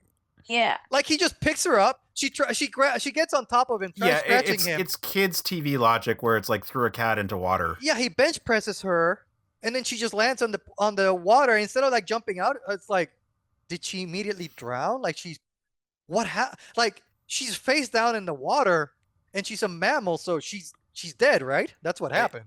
It seems to be, but I think the movie does not actually know the answer to that question. Yeah, I don't think the movie knows the answer. I know the answer because I know biology, chat. She's dead. She's dead. Man, So you know it's fascinating. So while I have not seen the movie as much as you have, I guess overall, I've seen this movie about like 5 times, and I have watched like various videos. I've watched SF Debris like video on it. Back in the day, I watched the Nostalgia Critics coverage of this movie. Like I've seen like the very like detailed breakdowns of this movie, and I couldn't really describe for you like anything with like what happens with the Klingons at this point in the movie on. Like it's just difficult for me to visualize like their importance to the part, because it seems that they're just there to be there for the sake of this movie. Yeah, they add some tension. Maybe like at most, maybe they add a little like, oh, look who's coming now. But it's never really. First of all, it doesn't affect the real Yeah, plot, I don't right? feel that they changed the narrative in any sort of meaningful way. Like they're there to be a stakes raiser, but like it doesn't like dramatically shift the way any scene plays out. Mm-hmm. It's very Yeah. artificially there. It's there to create an artificial sense of danger where there really is none. Because again, let's break down we're talking about the movie, and at this part of the movie, this is like going into Act 3, I think, or Act 2, whatever you want to break it down. Sybok is now at the height of his power. He's taken over the ship. We've already talked about where I have this funny visual of Spock literally forcing everybody into a line, everybody on the ship, and it's like, all right, come share your pain with me. All right, next, come share your pain with me. And it must have taken him like what, 3 hours? Like it's a funny visual I have. But then like now comes this situation where they're in the brig, and like it's and Kirk, and again, this is on brand and somewhat off brand for the big three, because they have the next big three scene, which is them on the bridge. And there's this one piece of dialogue that's always sits weird with me, where it's like they're trying to break out and Spock's like, no, you can't. Like Starfleet tried this out, they tested this bridge on the most ingenious officer they could find, and he could not get out. And Kirk is like, did this officer have pointy ears and have a knack for getting his friends in trouble? And Spock's like, he did have pointed ears. And it's like, it just occurred to me this last week when I was watching the movie. This never occurred to me until this time. I've seen this movie, feel bad for me. I've probably seen this movie in my life maybe 8 to 10 times. And it never occurred to me, this ship is janky AF. Nothing seems to work. And somehow it's got the most advanced brig in all of Starfleet. For some reason. It's the only thing they got right, those monkeys. I know, it's like the monkeys got one thing right. And it's just like, it occurred to me, it's like, this movie feels like a set of obstacles that the crew has to overcome, but the obstacles are just there for them to overcome it and create this artificial flow of like progress and difficulty, but it's not really, because it's like you said, this is an extended episode of the TV show, and so these are plot beats that are there just to be those kind of action beats to fill up time, or lack thereof action sequences. But it's a lot of the stuff you put in there just like hit your runtime. But and it's weird, because at the one point I want to criticize it, because these are things that are there just for the sake of being there and creating this fake. It's not organic, because like obviously all movies create just to get from plot A to plot B, but a well-written plot and story does a good job of conveying that flow in the story, and it feels organic. It's not more like this is sequence A and then it leads to sequence B. And this movie feels like very like that. Like the shuttlecraft can't go back to the planet because the Klingons are there. The Klingons are only there to create like this sense of like, okay, we have to make this, instead of like a normal landing on the ship, we have to make this forced excitement because the Klingons are there. But the Klingons are unimportant. Like they still get away. Nothing happens. Same thing with the brig. The brig is there to create more tension, so that, from my point of view, it creates more tension. But they don't spend that long in it. So it's like, okay, you could have gone straight from that to the Sybok scenes with Sybok trying to like work on them, but it pads the movie out. And it does. I also can't hate on it too much, because it allows us for that funny thing in a very famous scene from Scotty, which is, do you not know a jailbreak when you see one? Yeah. Like that, like this movie is peppered. Say what you will, and we've hit it pretty hard and will continue to do so for the whatever remains of the episode. But this movie does have great little character moments. Yeah, Scotty doing the jailbreak, I think, is really good. And then, of course, it's immediately followed by him knocking himself out, which again, painful. Not just to him, but painful to me as someone who really respects the character. And then, like, I won't spend any time on, like, the whole them trying to escape the turbo lift scene. Like, other people have explained the problem with it. Like, the Enterprise doesn't have any six decks. Well, and the editing is terrible on it anyway, because the deck count keeps like changing like every shot. Like, there's some continuity issues, there's some editing issues, and then like there's a props department issue, or like a set dressing issue. Like that's, you know, kind of frustrating. And to me, it just speaks to, again, like the level of like, having now worked on independent movie film sets with Case and all of that stuff, and seeing all that goes, like the different departments and all that stuff. Obviously, Shatner as a director he's not on a tour. He's not going to have his finger on every single piece of frame and every single piece of set dressing. There are people there's set decorators. There are other people who do that stuff. But it does speak to me that Shatner, who is an integral piece of Star Trek, doesn't care enough to know what his ship is. He doesn't know that the Enterprise doesn't have that number of decks, and they go from like the top down, right? The top deck of the Enterprise is not deck 76, it's deck 1, and it goes down. Right. It's reverse of a like cruise him ship. Not knowing that is one thing. Them not looking it up after they've written their first draft is another. You know, like that. Those are the kind of things where it's like you write the tech like in there, and you look up the details later, or you have someone like check it. And that is honestly a problem I have with the movies in general, which is the movies don't typically work the way that shows do, where they have like tech consultants on hand all the time. Which is also funny because the shows, at least how they used to be now, with the more modern seasons, they have a lot more time. But back then, it was these 25 episode seasons where they were just go, go, go. So sometimes you had like 7 days to crank this stuff out. And somehow they were able to be much more careful with taking the tech and making sure that the technobabble was more accurate than they were on a movie where they had so much more time. It's which wild. Is frustrating. And I mean, maybe some of it comes down to issues with like Writers Guild stuff, but like it's so weird that they don't pay attention and they don't just stop to research the actual canon of their show.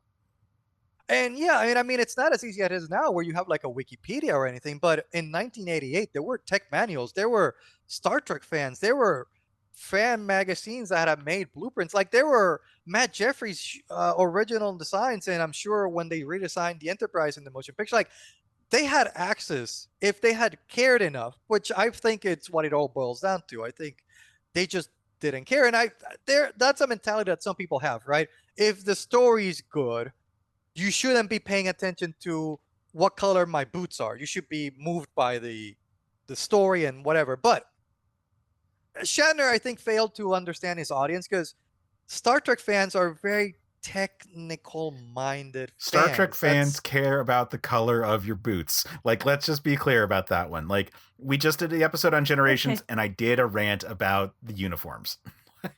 Oh, thank God. I'm glad you didn't have me there because oh God, that would have been bad. That would have been bad. Yeah, no, like, I mean, I once had a conversation with our good friend John Broughton about the length of the heel on a boot. So, yeah, I mean, we do that kind of stuff. That's what we Star Trek fans do. But it's okay for Shatner not to do it, but to also not be like, hey, can we at least make sure that we're putting the right numbers on these decks? Like, something like that. Come on, that's not... And I said we wouldn't spend time on the turbolift, but we are, so I'm sorry. That's okay. About that. we rocket booted through it pretty fast. So yeah. I don't mind that being a callback. It is like kind of stupid that they start climbing and then he just like grabs the boots, and it's funny because you were asking for better callbacks to make the mountain scene matter.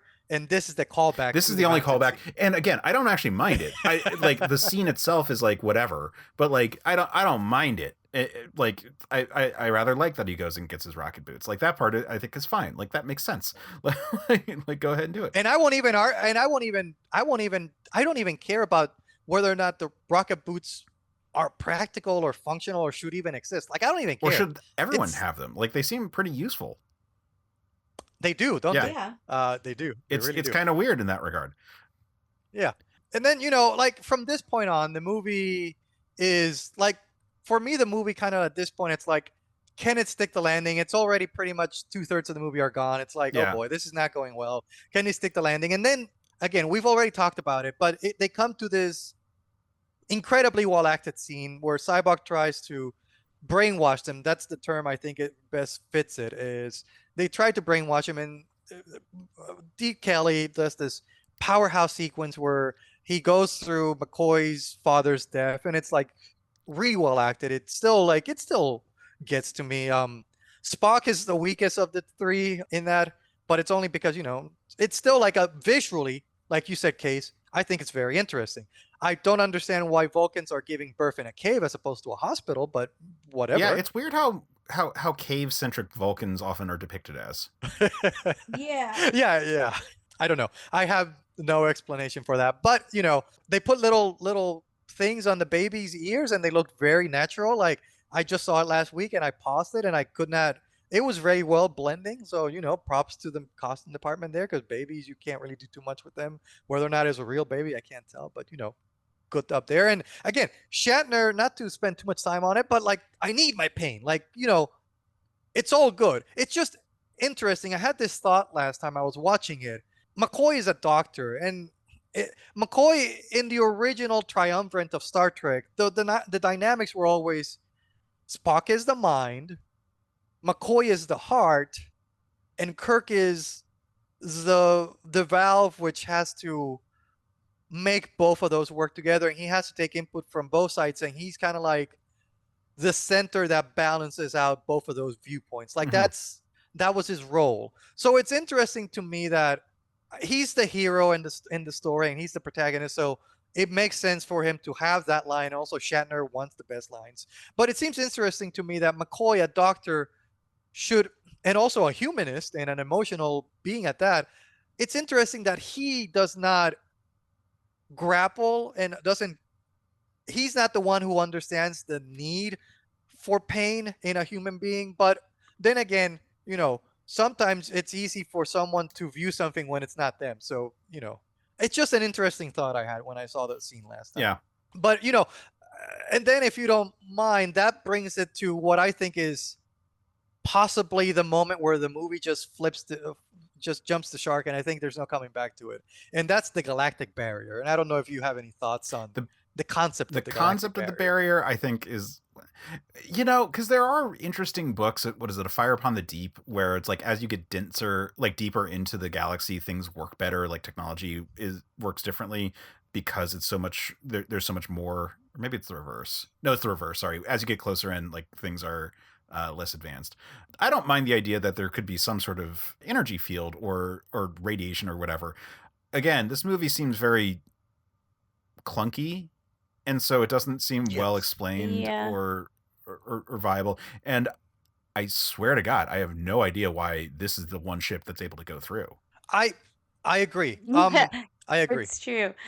I feel like also it's like it's relying on you as an audience member to just kind of accept that there are unexpected and unexplained places, like a Bermuda Triangle kind of thing, and just kind of use it as like a throwaway thing, like, no, it's just a magical center area, but there's nothing that they do to the ship to make it go through. There's no incantation. There's nothing, And I agree, and I think Sam nailed it. I have no problem with, like, the center of the galaxy or the universe or whatever, the galactic barrier as a concept existing. It's actually something that Star Trek did already once before in its history. I think I was talking to you, Case, before the actual start of the episode. Not everybody would know this, but the original animated you mentioned series, it in the episode, the animated series. In this, okay, good. So again, it's a concept that Star Trek had already done.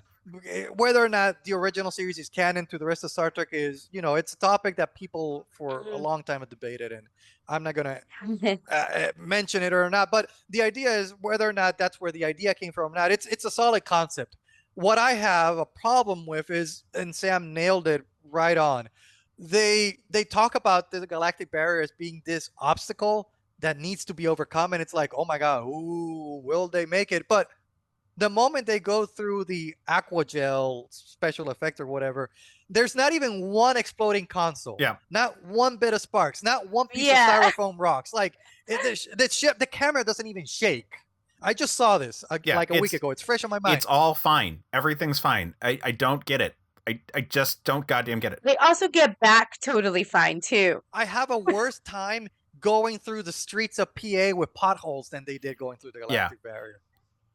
They get through and then they can go back very easily. Like it's not a barrier. It's not a just barrier. A line. It's like it's an easy pass toll, and it's not even that because they didn't, like it's insane to me that everybody, and by they I mean the people involved in the making of this movie, saw this, and they never thought this is acceptable, because the conceit of it is that the galactic barrier is this unknown thing that no one's ever crossed, so no one's on the other side. If it was difficult to cross, I misspoke. They've done this twice in Star Trek. It wasn't the center of the universe, but in the second pilot, they cross the galactic edge, and they do actually, the Enterprise is damaged beyond repair doing that, so they have to go to like a dilithium mine and get a new power source to like fix the engine. So it's been done twice before in Star Trek. So none of that. Absolutely none of that. Scotty doesn't have to go down, and the reason the Klingons get the drop on them is because the ship's like very damaged, which was on top of already being damaged. Like, there's not even this sense of like, oh my god, the ship is not in good condition. Will the ship make it through? Like, none of that. There's this most vain surface level attempt at suspense that fails completely. And again, I fail to believe that in the history of Star Trek, humans have been traveling in space for about blah blah blah, maybe 150 to 100 years, something like that. I can't remember the numbers, but the Vulcans and other races, Andorians, Klingons, have all had space travel far before them. And I find it simply impossible that no one, not one, like on our planet, on our Earth, we have people who climb mountains for real and bungee jump and do all sorts of stupid things, to paraphrase Captain Kirk, because they're there. So I find it impossible that no one grabbed a ship and tried and found out that it was easy and then came back. Especially when you can get there so fast. Yes, absolutely. There's no sense of time. So I don't have.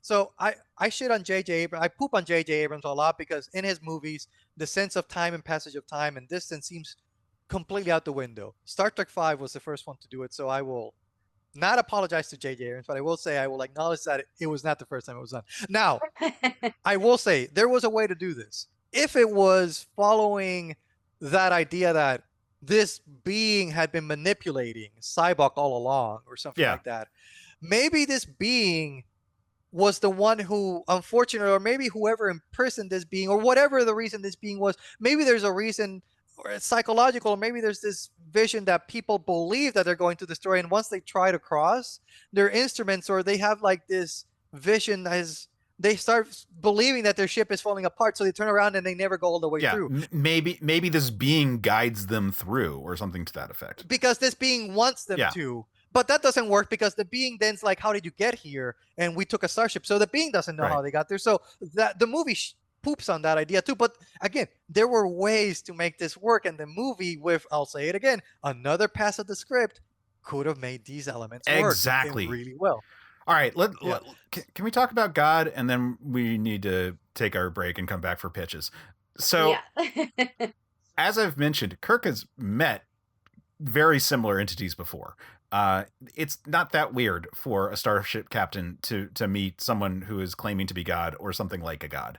I don't have an overt problem with them having this encounter, and it's almost like kind of funny when Kirk sort of like calls to the Enterprise to attack, where I tweeted like it'd be even funnier if it was just like, photon torpedoes on my location, would have been like hilarious. But it still played sufficiently like, okay, like face to face with a celestial entity, we're gonna fucking shoot it down. Cool. Like fine with that in this movie. That's all fine. The effects are not great, but that's not the deal breaker for the scene. I don't hate the, like I said, I don't hate the raw concept. It's just like, what's the question, why does God need a starship, is sufficient to sort of break the whole thing. And then they win by like Sybok sacrificing himself to wipe them out. Like, what's the like, it's just not a very interesting confrontation with God. No, I will play devil's advocate a little bit for this scene. In the most recent viewing of this movie, I will say I think I picked up on a couple of things that I could argue I like about it. The setting is utterly not impressive, right? They go to the planet, which, by the way, when they're going down the shuttle and they're in orbit, the planet has this blue glow of energy. When they go down to the planet, the sky is like reddish. What's that? That's inconsistency, stupidity. That being said, playing devil's advocate a little bit for this scene, I actually like some of the elements. Like, I like the fact that it's a shitty looking rock quarry, because Sybok is like, oh my god, this is as I envisioned. It's amazing. And I think that's actually kind of clever, because Sybok is this ultra zealot, and he's so far gone in his own beliefs and his own religion that he can't see the forest for the trees. He can't admit that this is already a red flag. Like, this is not impressive, but he's talking like it is. And Kirk is almost true to character. Like you said, he's met Apollo. He met the Squire of Gothos. He's met these omnipotent beings before. So he doesn't seem impressed. And to his credit, Shatner is acting, I think, appropriately, where Kirk's like dubious the entire time. He's like, okay, yeah, sure. Like, Kirk wants to explore the unknown. And the movie does bring it up several times. There's a little plaque in the officer's lounge where no one's gone before. Kirk is not brainwashed, but he still goes along with it because he wants, that's the core of the character, right? He's an explorer. So props there.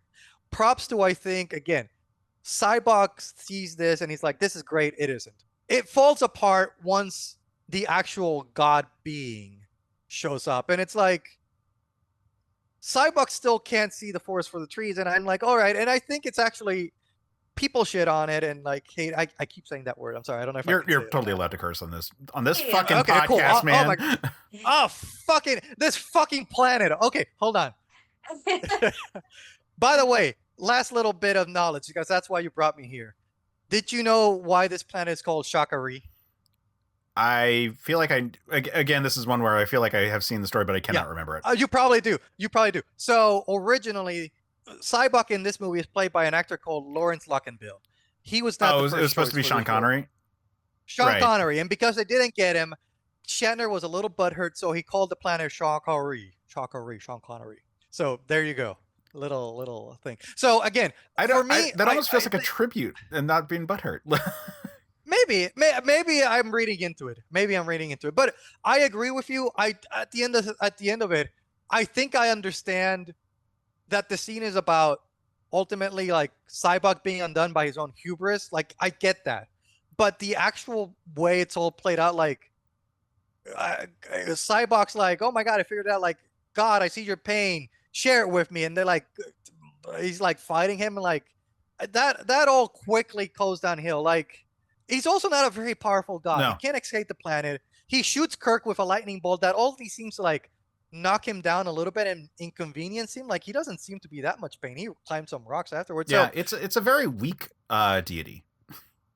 It's a very weak situation, and Shatner has talked about it in other interviews that he had like this whole transforming landscape. It was supposed to be much more impressive looking. I actually never cared about the transformation that much. It's whatever.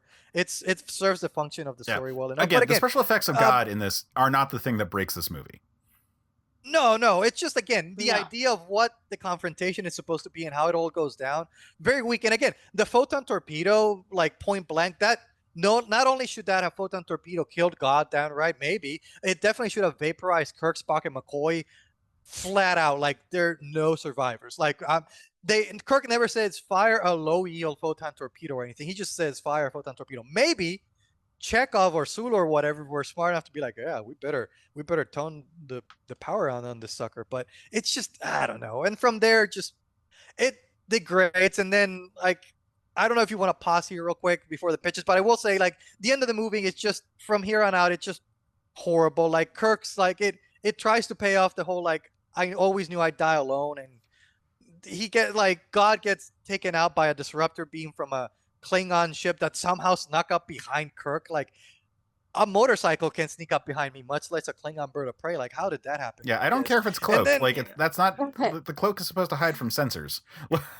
Yeah, like, it's just, it doesn't. Yeah, it doesn't work for me. And then the whole thing with like the whole like Spock being the gunner, like, it's unnecessary, weak. I don't know why it's there. Weak. I sorry. I have nothing good to say about it. The only good thing I can say about this whole end sequence is when the Klingon ship shows up and they're trying to take out the Enterprise and demanding their surrender. Spock goes to the drunken old fool Klingon who's still been there all this time, not important enough to bring up in a conversation. And Spock looks at him and says, "You can stop this, right?" And the Klingon's like, "I'm just a drunken old fool." And Leonard Nimoy does an amazing job of delivering this one-liner where he looks at him and he goes like, "Damn it, sir, you will try." And like, it's, again, a nice little delivery, a nice little character moment, and a weak ending of a movie. Yep. Yeah. All right. I think we are agreed that this is a weaker entry in the Star Trek franchise, probably the weakest of the original 6.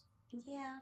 But I don't think there's much argument to be made there. Yeah. But I think we all have some thoughts about how we can make it better. So let's take a break. And when we come back, we are going to speculate on what could have been done at the time of production to make this a stronger film. All right, Josue, let's go through our new Comic Day stack. We have a lot to review. I know. Maybe we've gone too far. Well, let's see. Marvel, of course. DC. I got Image, Dark Horse, Black Mask, Boom, IDW. Aftershock, Vault, of course, Mad Cave, Oni, Valiant, Scout. Magma, Behemoth. Wow, that's a lot. Well, all we need now is a name for our show. We need a name for a show about reviewing comic books every week. Something clever, but not too clever. Like a pun? It's kind of cheesy. Yeah, it's something that seems funny at first, but we might regret later on as an impulsive decision a few dozen episodes in. Yeah, we'll think of something. Join Keith and Josue for We Have Issues, a weekly show reviewing almost every new comic released each week. Available on Geek Elite Media and wherever you listen to your podcasts. And we're back. All right. Now, William, so here's the deal.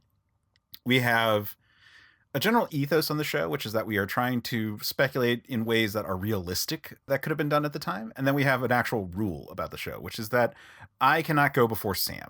So you are our guest, and you have the right to decide who goes first. However, just know that I can't go before Sam in that rule. So like whether it's the wolf and the sheep going across the water with the person or whatever the puzzle goes with that, I'm just not allowed to be in the first position. So you can go first or Sam can go first. I'm just not allowed to go first. You know what? If you don't mind, I'll just quickly go first, and then I want to hear. Absolutely. I want to be able to then listen intently. Sure. To what you Yeah. guys have. Go for it. Sure. And I actually don't have too much. I think a lot of what would have been some of my fixes have already been mentioned in this episode. I think the weakest parts are, you talked about a case. The opening in Montana in Yosemite could be streamlined to make space for better uses. One of the things I would do in the movie is better pace it out, like less time in Yosemite. I would make the sequence going through the galactic barrier a lot more difficult, which means, it really does up the game and ups the intensity and the danger. So it makes it getting to Shakari a lot more earned as opposed to just like a wet fart. I would have put a little bit more effort into making the Klingon character and the threat actually more interesting. Like, the planet of galactic peace was there for a reason. So if the Klingons want to let their ambassador die, that's whatever, but that's boring. Why not try to, or actually just occurred to me. I didn't, when I worked on my pitch, I didn't think about this. Rather than a Klingon, make it a Romulan. A Romulan would have so much more reasons to maybe either undermine or kill Kirk and then make it look like they saved the ambassadors so that they have a reason to have an upper hand and leverage political means. So thinking about it, my pitch would be take out the Klingons. They don't add anything to the story. Romulans, make it Romulans. I think that would definitely add. We don't get enough Romulans in the movies.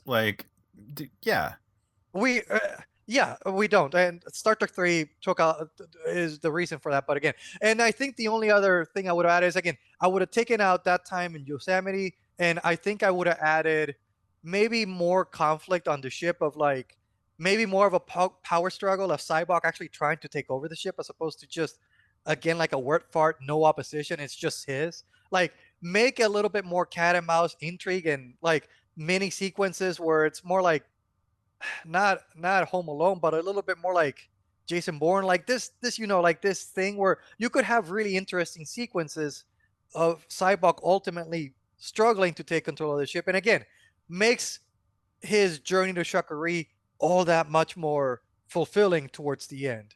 There's not that much I would change towards the end, except the whole thing with the Klingon or the Romulans in this situation blowing up God, unnecessary. And the movie ends. The movie could have ended in the bridge officer scene where Kirk, Spock, and McCoy have like this like wrap up discussion of like what it means to like what was their adventure and what did they learn from it. I think that was a great ending point because then the movie has one more scene after that where they go back to Yosemite and they just sing "Row, row, row your boat" finally. And don't get me wrong, that's funny, but the movie kind of just like ends. And that was nowadays that would have been a post-credit scene, is what I think it would have been. So yeah, those are kind of my pitches for what I would fix in this movie. Yeah, I think it's not surprising that these all sound great. I love the idea of more Romulan time and having a Romulan like follow after in order for political power. Like that makes perfect sense. Like it's way more logical than what we got with the Klingon. Than a bored Klingon. For sure. Yeah. Yeah. No, I love it. I think those address a lot of the issues that we have with this movie. For sure. Sam, you want to go? Yeah, I absolutely agree about streamlining Yosemite because that is far too long. And I think I would like to actually have some more time with Sybok and maybe even like bring elements, maybe not us hear the voice of the God that is reaching him from beyond, but like have some more of that stuff. Like if we infer in scenes like something really reaching out to him, causing this like knowledge and this reach, and maybe even infer that maybe this entity is increasing his power and this is why he's going to be able to get through the Great Barrier. I think it would make the betrayal of whatever he's seeking, the loss of not finding exactly or being tricked into this idea, being disappointed at what he found would be more meaningful for his character journey because it is there for sure, but I think I would have liked to see something because we need to have. I understand that he's a zealot. He believes, he's got this faith, but I just would have liked a little more on him and his faith and that kind of stuff. I just feel like to have a little more explanation on like how his powers are working and all of that stuff, because I just feel like the movie gets a little lost in the character work. And I think like in general, a lot of movies with ensembles, your villains always kind of get a little bit lost. And I always feel bad about that because I feel like villains, even if they're not full villains, even if they're people who are just misguided, gets lost in the mix. So I just want a little fleshing out of his powers, honestly, would be like the number one thing. And I think by having like whatever it is kind of calling to him, kind of making that, like I know where it is, it calls to me, like it could be something hokey like that. That's fine. That just would have been like, oh, okay, we can blame it on the Bermuda Triangle of it all, the Great Barrier of it all. And honestly, like I was gonna say something else with the Klingons, but I love the Romulans so much that like now that's where I'm going. So screw it. And yeah, I'm just gonna piggyback a little on William because I absolutely love the Romulans. Yeah, I mean these pitches should be additive when someone has a great suggestion. Like, how do we like build off of it? Yeah. Yeah, because I For also sure. really like the Romulan thing, and that addresses like one of my bigger questions for how to make the rest of this kind of work. So yeah, Right. Yeah, I would go on. definitely open with okay. So for starters, we're gonna go with like this being a rebranded Yorktown as opposed to it being a brand new ship, because that helps explain like why the ship is in like kind of rough shape, and it's gonna have payoff in a thing Right. later. So it's actually kind of helpful to have it be an original Constitution class ship. Now, hold on, Case. If I remember correctly from prior episodes, do you have a rule about impacting other movies? Because it's established in Star Trek before that this is the Enterprise A. So you would have to change the engine. Well, no. to So start before. it is now the Enterprise A, but it is a rebranded Yorktown. So it was okay. a damaged Yorktown that was fixed up and then renamed the same way that like happened with like the Defiant 2, so that we can have like, so this is the Enterprise A. That explains how they're able to create a Constitution class ship so quickly, especially when it's an outdated model of ship to have in the first place. So yeah, that opening scene could just be more interesting, but like I think overall the actual purpose of it is fine, and like the sequences for it is fine. It's just like, like throw a Dutch angle in when he's like fucking being psychic, like to do something to make it look weird. Easy camera stuff that would fit very well within Star Trek kind of lore. Now cut that Earth's shit down by half. It's 30 goddamn minutes. I think we're all in agreement here. Like have the mountain climb scene be way faster. Don't have Bones narrate the whole thing like that. He's like, now I'm going to be talking to myself, and then he just like narrates the whole like climb, and it's like unnecessary. But just like shortening that is like the easy part there, and cutting a thing down is not the issue in terms of keeping this forward. I say this movie needs to play up its Dune aspect. The Sybok character building his army on this planet, I feel like this should be for a while. Like I think that the first scene should be a few years earlier. Like why have it be like this recent like uprising that he's having on here? And I think that makes it work for him to be trapped on this planet. Like I think that he should be like a Muad'Dib like religious figure, like stirring up shit on this like backwater world that no one thinks about, aside from the fact that it secretly has like a lot of like clout. And like fuck it, lean into like the Dune comparison and say that this is a planet where there's like some really like hyper useful fuel thing or something for starships that like that like leave it as like a neutral space that all three superpowers are able to mine from, or that there's a neutral mining company there that like all three have like ambassadors on hand to like oversee, but it's like a backwater world that everyone fucking hates, and that like the planet is like rich with like panhandlers or something, or just people who are just dropped off there because it's the dregs. Like like I said, lean into the Dune-ness of this all. Like make this a really shitty planet that no one wants to be on, and Sybok has been trapped here, and he's built an army on this planet.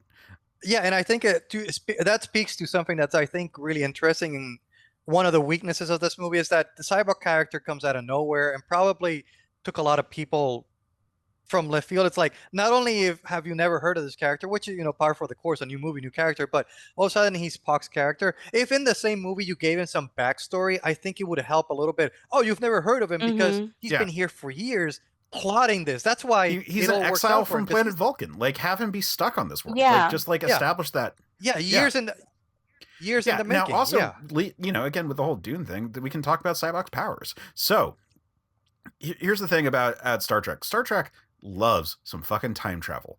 It is built into the goddamn franchise. And the reason it's built into the goddamn franchise is that time travel was an easy way for them to shoot stuff on sets that they had in the 60s when they had very little budget. It is a reason why they kept on journeying back to periods that just happened to have TV shows that were running simultaneously because that's what they had as their tools. So it's not that weird if Sybok, who is supposed to be a psychic Vulcan, is able to see up and down time, and that's how he's able to sort of access people's pain and make them relive these sequences. Like we can lean into some of this, like this whole god entity is sort of empowering him with like Dr. Manhattan level of being able to see the whole gym that is your life. We could easily like play up that and like I said, just like lean into him being like this like truly empowered like psionic Vulcan who is a prodigy amongst his people in terms of his psychic powers, and that's why he's able to sort of just like gather people quickly under his thrall. I feel really lean into it. Now, why is it the Enterprise that's being sent? Again, we talked about this. It's that the brass should fucking hate Kirk. Like Kirk just recently was demoted from admiral to captain. Like this should be like a suicide mission that doesn't really matter all that much. Like if Kirk fucks it up, it's not the end of the world. And if Kirk doesn't fuck it up, then hey, everyone looks good. And they're obligated to send someone. I think that the Klingons and the Klingons and the Romulans should both send ships. And this is where it gets into a thought of like, all right, so going into the barrier. So we talked about this, like, why is it just a ship, yada, yada, yada. Well, you know what they used to call the Constitution class at the beginning when the show first came out? Starship class.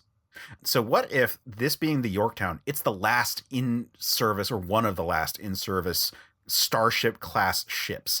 And very specifically, the vision that Sybok was bestowed by this god entity was that he had to take not just a starship, but specifically a Starship class ship through the Great Barrier. It's guided that way by, visions of that god presents to him, and he's able to like navigate through. But I think it should also require a cloaking device, and I think they should outfit the Enterprise with I was going to say a Romulan, but now actually I'm going to flip it, a Klingon cloaking device, and then have the Romulans follow. And so like they have to like travel through territory that like the cloak is an essential part. Either it's hostile territory and you can introduce a new alien species if you want. Maybe that's why no one goes to the barrier, because there's like that's as far as they've ever managed to get and before they all die. And so like that helps explain why they're able to do any of this, because like one of the things that's special, and one of the things Sybok would have a hard time getting access to, is a cloaking device that is not necessarily like super accessible to someone in the Federation. Yeah, I mean, that's, if you don't mind, that's interesting. Like, I really like the idea of like it having to be a specific type of ship, because it speaks to like this religious imagery of like it has to be this. There's a vision, and it's like this one ship is like the arc that will carry you to me. Like that makes the journey much more interesting than I just have to cross the galactic plane. It's not just a ship; it has to be a specific type of ship. It has to be a specific ship that's why the journey, that's why you can't just go anywhere and steal any old ship. Because honestly, Sybok seems to be an intelligent guy. Why can't he just steal any other ship? There's a line in the movie where he's like, this planet is a worthless piece of rock, but it has one thing that no other planet has. It has the three of you here, meaning the three ambassadors from the three powers. But the other two powers in the movie are technically never used in the movie. The Klingons are there, but it's just one rogue captain. So I like that your pitch actually gives the other two powers urgency. I also like that you said it has to be a Klingon cloak, not a Romulan cloak. And I find that funny because in lore, the Klingons got their cloaks. Well, I'm just saying from the alliance they make is with the Klingons, not the Romulans, which is less insane, because by this point TNG is out, and we know that eventually that the Klingons are in an uneasy peace with the Federation in the future. So that all makes sense there. Now, here's a question: how do we get over Shatner's fucking ego? Because like that's a big problem with this movie. Like he glorifies Kirk to a degree and denigrates everyone else. So what would make this interesting? Stroke his ego. Pardon me. Stroke his ego.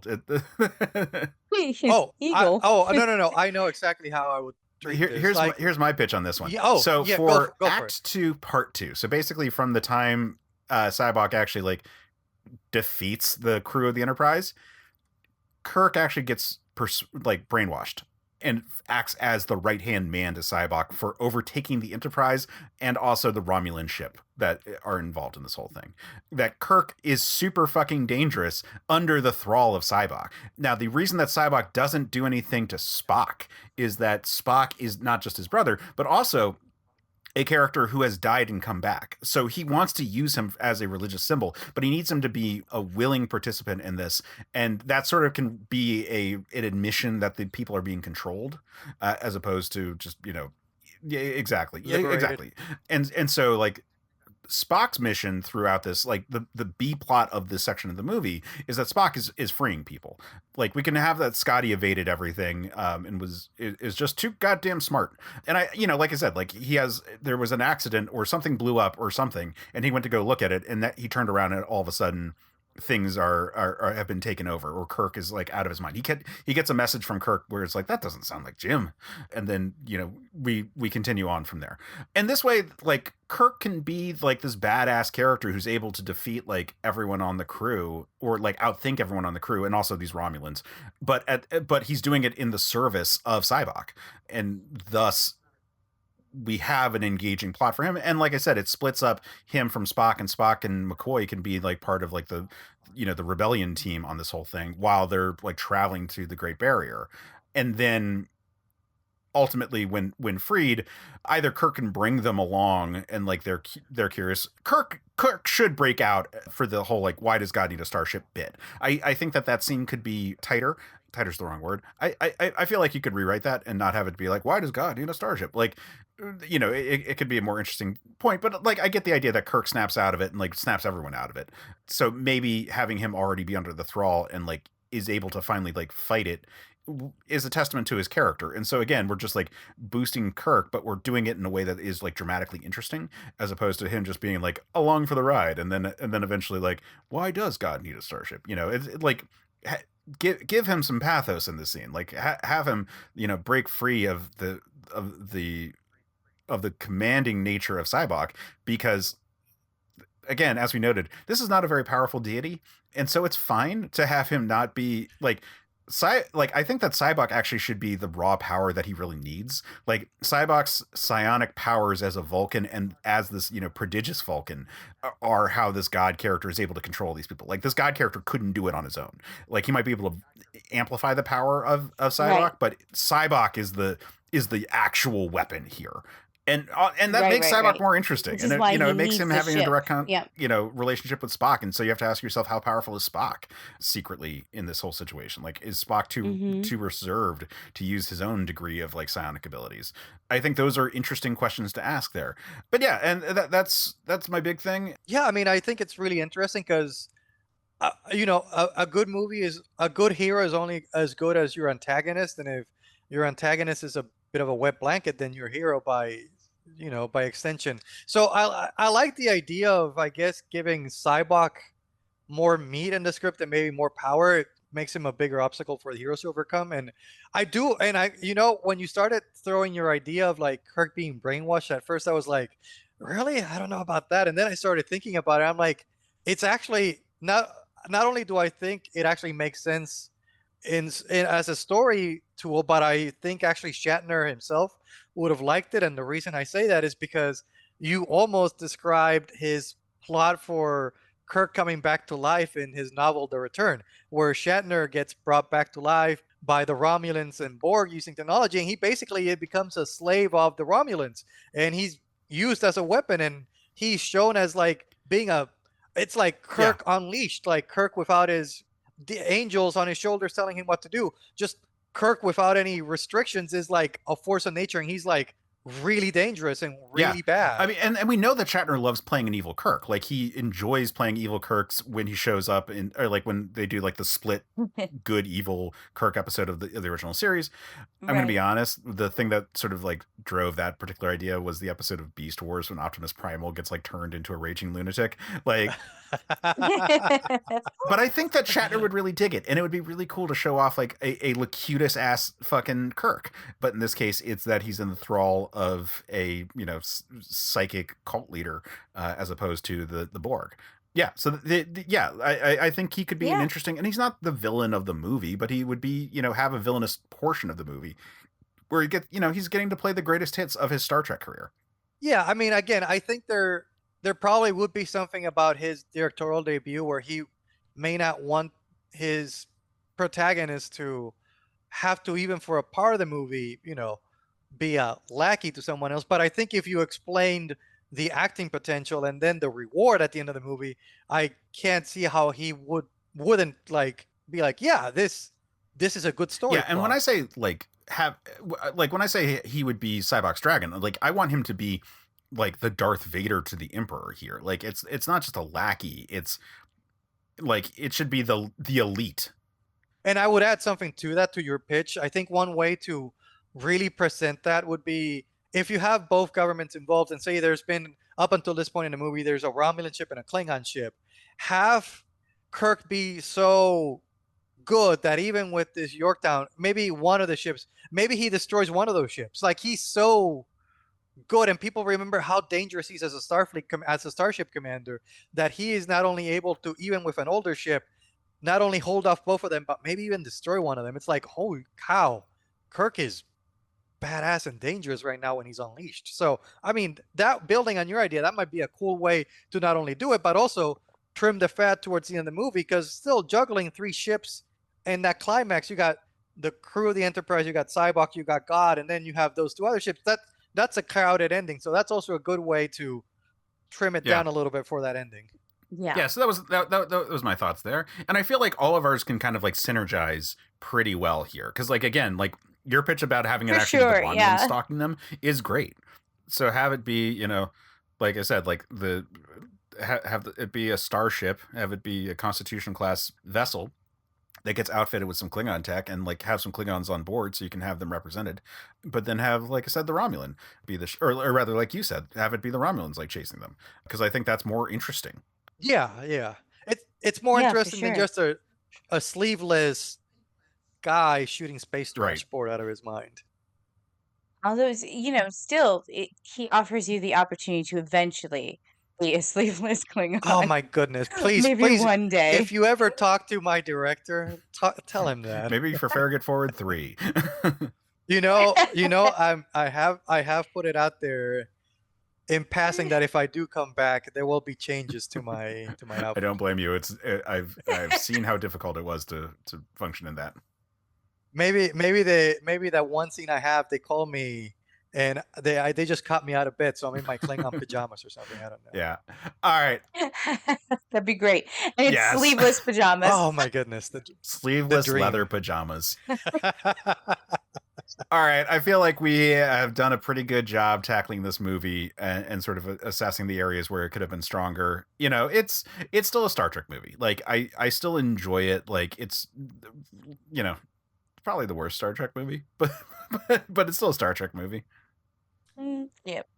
Oh yeah, I mean, again, it flip the coin. Some days it's this, some days it's Into Darkness. But at the end of the day, I'd rather watch this than a bunch of other stuff out there. So. But yeah, so William, thank you for coming on and for giving us the chance to talk about this, and for giving us the chance to round out all of the odd numbered Star Trek movies. So like, go us, goddammit. Yeah. Yeah, for anybody listening to this, I take full responsibility. Again, Case and I talked about this for a long time, and we finally decided to pull the trigger on it. Go us and go you. And where can people find you, by the way? Where can people find you, follow you? What have you got going on?